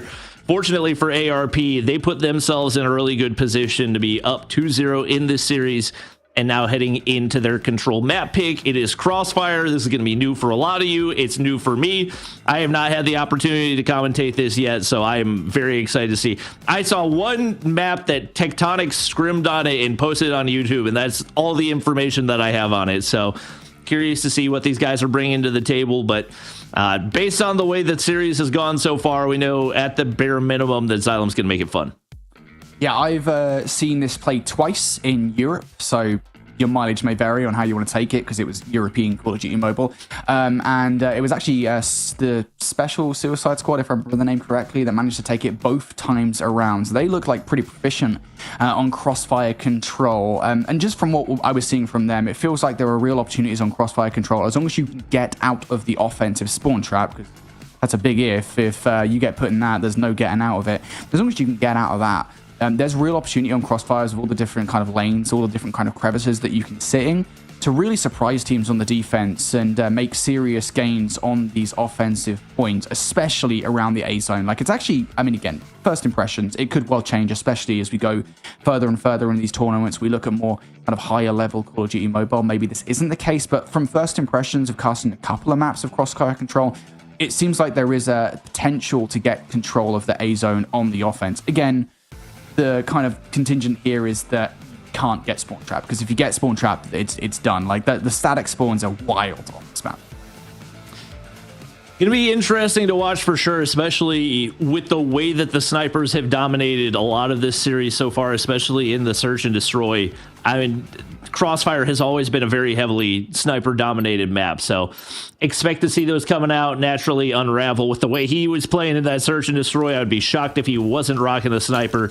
We'll see what they can do here on the defensive side to get things started, and Unravel's going to find two. That's a huge pick to open up, and just like that, they've gotten onto that first offensive zone. Serge, you can definitely get something going here on the offense. ARP showing out right now. Stylem, they surely haven't given up already. Cross being watched from Unravel. I don't think you can even get towards the point. Graffito will do so for one, but no more than that. A second tick through here. Chaga now the player to keep these guys on the defense at bay. Can anybody from Xylem touch in time? I don't think they're going to. A is done. Wolf. ARP, that is a confident start with both Chaga on the R9 and the snipes coming out from Unravel. That's a great hold of that point. When his shots are landing like that, there's not a whole lot that you can do, especially when he's in a heady, tucked away in the back of the map. There's no gun that's going to be able to take him off that position. So now the question is, can they find that real estate to push forward? And really, the big task has already been done, because worst case scenario, you get an entire zone locked in, and that's what you needed to do to give yourself, if it goes to around 5, to have that defensive side locked in. Unravel's going to drop the pred. That gives them the information. Chagaboo now pushes up, and now they've got an opportunity to get some time here on B. And oh my gosh, do they drop by like flies. Stylem only 5 kills so far in this one. Hello? I mean, surely this isn't an offensive win in round number 1 from ARP. It seems like they might not be that proficient at search and destroy, but their crossfire control might well be on lock at the moment. Second tick now through on towards B. Smoke down is going to give Stylem away back in towards the point. Chagaboot will keep them contested for the moment. We will hit ourselves a momentary pause here. 8 versus 21. Stylem definitely up against it. 90 seconds on the clock as well, so ARP will have a multitude of different hits, but they can't really afford to take their time. That's what I don't want to see them do in this situation. Just hit it, because you're in a 21v7. Like, at worst, you're going to trade out for those kills. Yeah, and the only way that Stylem manages to win this is if they get far enough forward to actually spawn trap. Because if you're fighting 1v1s, on this zone with the way this has gone so far, you don't stand a realistic chance. It's 4v18 right here. It's going to take a miracle. And right now, you want to avoid those operators charging if at all possible. Unravel, I still don't think has died. He earns an EMP system right there. And now 2v17. It is an offensive round win on Crossfire. That does not bode well for Stylum.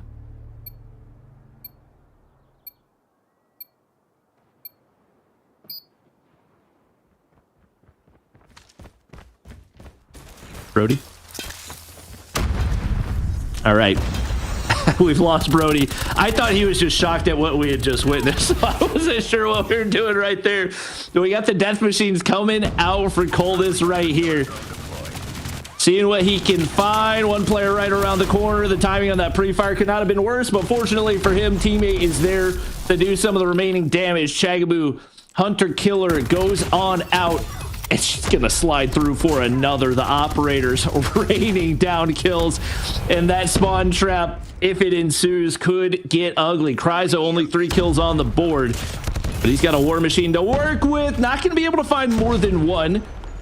Still a glimmer of hope for Stylum. You got to keep in mind, offense. Absolutely no question the weak side between the two here on Crossfire control.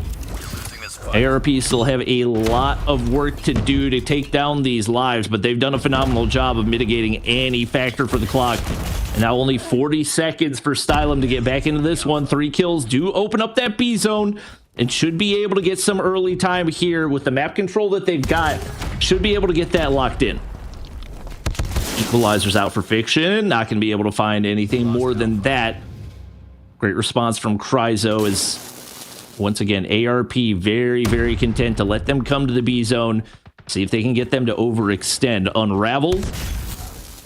He's got an operator ready to go, as does Chagaboo. You got 4 ready to go if you're Stylum, and especially given the position that you're in, you desperately need to win a round right here. So I would not be surprised to see those start to come out. Graffito gonna pop the Tempest right here. He's able to find 2, and that could be the opening that they're looking for. Unravel is on 13. He might be working on a nuke. I didn't realize he still had not died yet. He's going to go ahead and pop the Annihilator right here. That gives them the information, and the streak will finally end. 9v9. Yuhi doing everything that he can to keep things locked down right here as the Pred drops from above. Or maybe that was just the Pred being earned. No, he does drop it. Not going to be able to get any kills off of it. And hopefully he at least did the work of scoping out the landscape and figuring out where those players were. Now a 3 life differential between the two, and Stylum desperately need to find a way to win this one, but Swish shots connect across the map. The 3 life advantage right here. Pred in hand.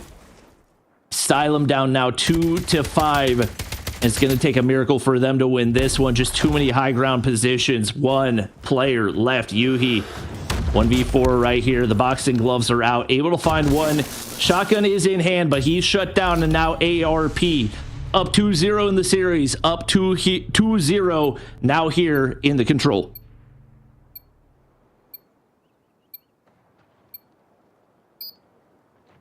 All right. I don't know if Lauren's going to cast, but otherwise I'm going to keep solo casting it right here.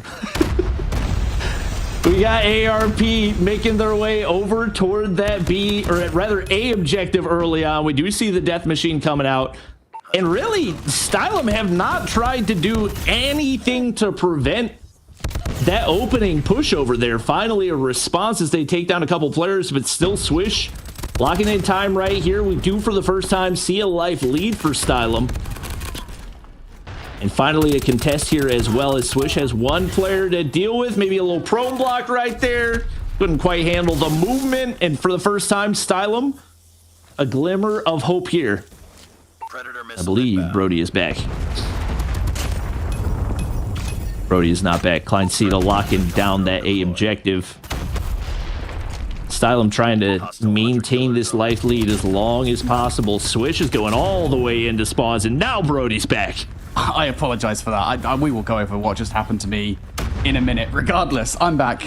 The internet tried to take me away from you. It's all good. Apparently, I missed ARP winning the second round, mate. You did. It was not quite as convincing as I expected, but they were able to handle business like we would have expected. This time around, Stylum actually showing a little bit of fight here, as they do manage to take a 5-life lead here on the defensive side. All right, ARP now. Down by 5 lives here in this game. Here in this round, 25 seconds on the board for them to do something in this situation. Still a streak on board for Kryzo if he wants to use it. With 19 seconds left, they will be stopping the clock over by A. KRM plays potentially on the cards here. On the other side, Graffito and Fiction just try and hold on towards the point. Swish has the coverage of the wall, though, so at the very least we'll be able to take some time off the boards here. They might well be able to capture A. With the life differential, though, I don't think it really matters all that much. Fiction and Yuji combine for 3. Yuji will actually find another one here.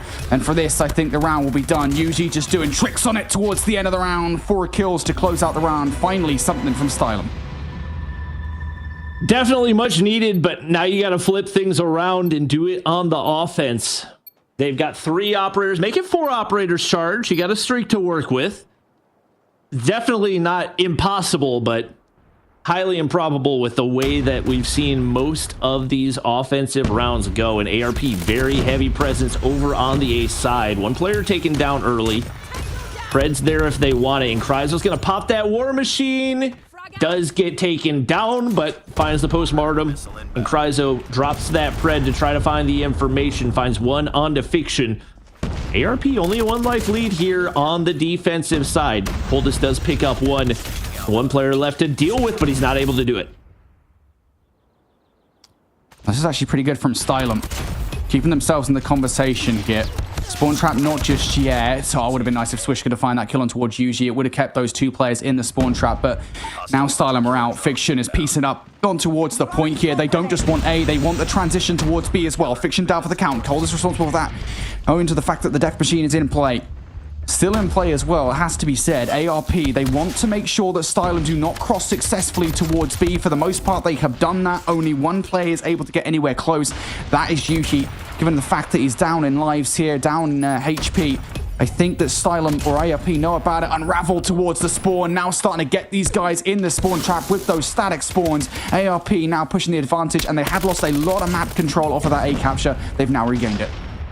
Yep, they continue to move forward. Now the streaks start to go out. That's going to be a double kill as Chagamu finds 2.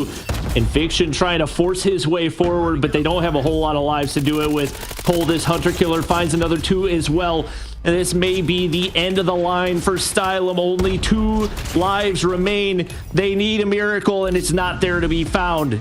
ARP keep their hopes alive in the Snapdragon Pro Series. Yeah, congratulations to ARP. They will be moving forward. That round number 1 was so damaging to Stylum. I said it, you can make these offensive rounds work here on control, on crossfire. I mean, just forehead comment of the day.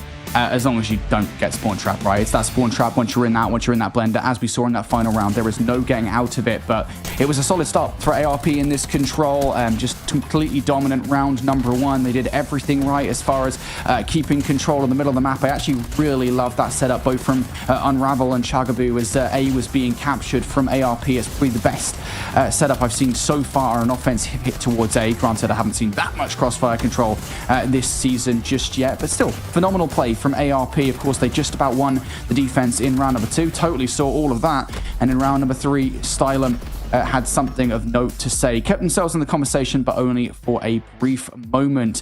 Clean 3-0 for ARP. Looked really solid in the control and in the hard point. The search and destroy, we'll have a longer conversation about that once the broadcast ends. Yeah, huge credit to Unravel. He had, I think a 13 gun spree, which is absolutely absurd at this level of competition to start things off right there. And that was a big reason they won that opening offensive round. So his addition has definitely factored in heavily to their ability to stay alive in this competition, and excited to see what they can do in the later rounds. I should have stepped in. I'm sorry, Bobby. I should have done it. It was my moment. All good. We held things down. We're chilling. Great job on that final matchup there. And ARP in another 3-0 on the day, stay alive in that lower bracket. So commiserations to Stylum at the end of the day, but we must move forward with our challenge season here for North America, which means ARP get a little bit of a break now, because now that we have wrapped up Group B, we're going to go back to Group A. And technically Group B, because next time we see each other, guys, we're actually doing both of our upper bracket matches. So first, we will see what Group A brings to the table. And at that point, they will have had 2 weeks to reassess and get themselves situated, see what they want to do. And then we'll go back to Group B upper bracket and see how this On Mythic versus NA Falloffs matchup plays out here, Brody. Yeah, it's a bit of a weird one. We're going to get a chance to see kind of a look at both of these groups, right? And I'm kind of looking forward to it because I think specifically for both, for Group A, I think looking over towards Undream and Zitl Alex, right? I think we kind of all expect Undream to come out on top of that matchup. They are, I think for all of us, I want to say like the #1 team in North America this season, just at least on paper, the way they dispatched of Rebels. I think Zitl Alex will definitely have to put their homework in to see if they can win that one. And then, of course, over towards Group B as well. That On Mythic versus NA Falloffs matchup, I think it's going to be interesting because it's going to come down to me for like who is actually, how much of the NA Falloffs roster are we going to get in that matchup? Are we going to get them putting all the effort in, making sure they actually do the work on Mythic? Because I think if they don't, On Mythic could actually catch them off guard. And of course, that also means that the matches that we're watching next week are both qualification matches. So whoever wins will be snagging some of those spots in the challenge finals, and whichever team loses is not out of the competition. They'll just drop down into that lower bracket to be facing off against whichever of those respective teams is waiting for them down there, whether that is Nexus or ARP. So that's going to be really, really fun because that means we're going to start pushing these teams through to prepare for April for our challenge finals. Bobby, fantastic job here today. Now that we've gotten through our 3 matches, what are your thoughts after 2 weeks of NA? I'm pleasantly surprised. I think we have a lot more contenders than I expected. I think especially on Mythic, I was not prepared for what they were bringing to the table. Yeah. And I'm now very excited to see them go up against NA's Falloffs because they, once again, are a bit of a question mark. How much work are they going to put in? They got the gun skill, but On Mythic looked very, very strong this week, and I'm excited to see what they can do against the rest of the competition. Suffice to say, for everybody at home, you need to be tuning back in next week to see what happens with these matchups. If you're unable to make it or you missed most of today or last week, or you just want to keep up with everything that we've got going on throughout the year, follow us on social media, whether that's X, Insta, or Facebook. That way you can keep yourselves up to date with everything that we've got going on, whether that's here or in the other regions, or you can join our Discord at discord.gg/Snapdragon Pro Series and hang out with our community and talk all things COD Mobile. But believe it or not, we are done for today. We're done with week 2 of our challenge season in North America. I cannot believe how quickly it is flying by, but that means next time we see each other, we'll start qualifying teams through to our challenge finals, and things are only going to get more exciting from here. So congratulations to ARP for staying alive in that lower bracket, and we'll see what our teams on the upper side in both groups are able to do next time around. As always, a huge thank you to Snapdragon Elite Gaming, DHL, and the U.S. Air Force for helping us make this whole thing possible. And thank you to all of you at home for hanging out with us and watching. We'll see you next week.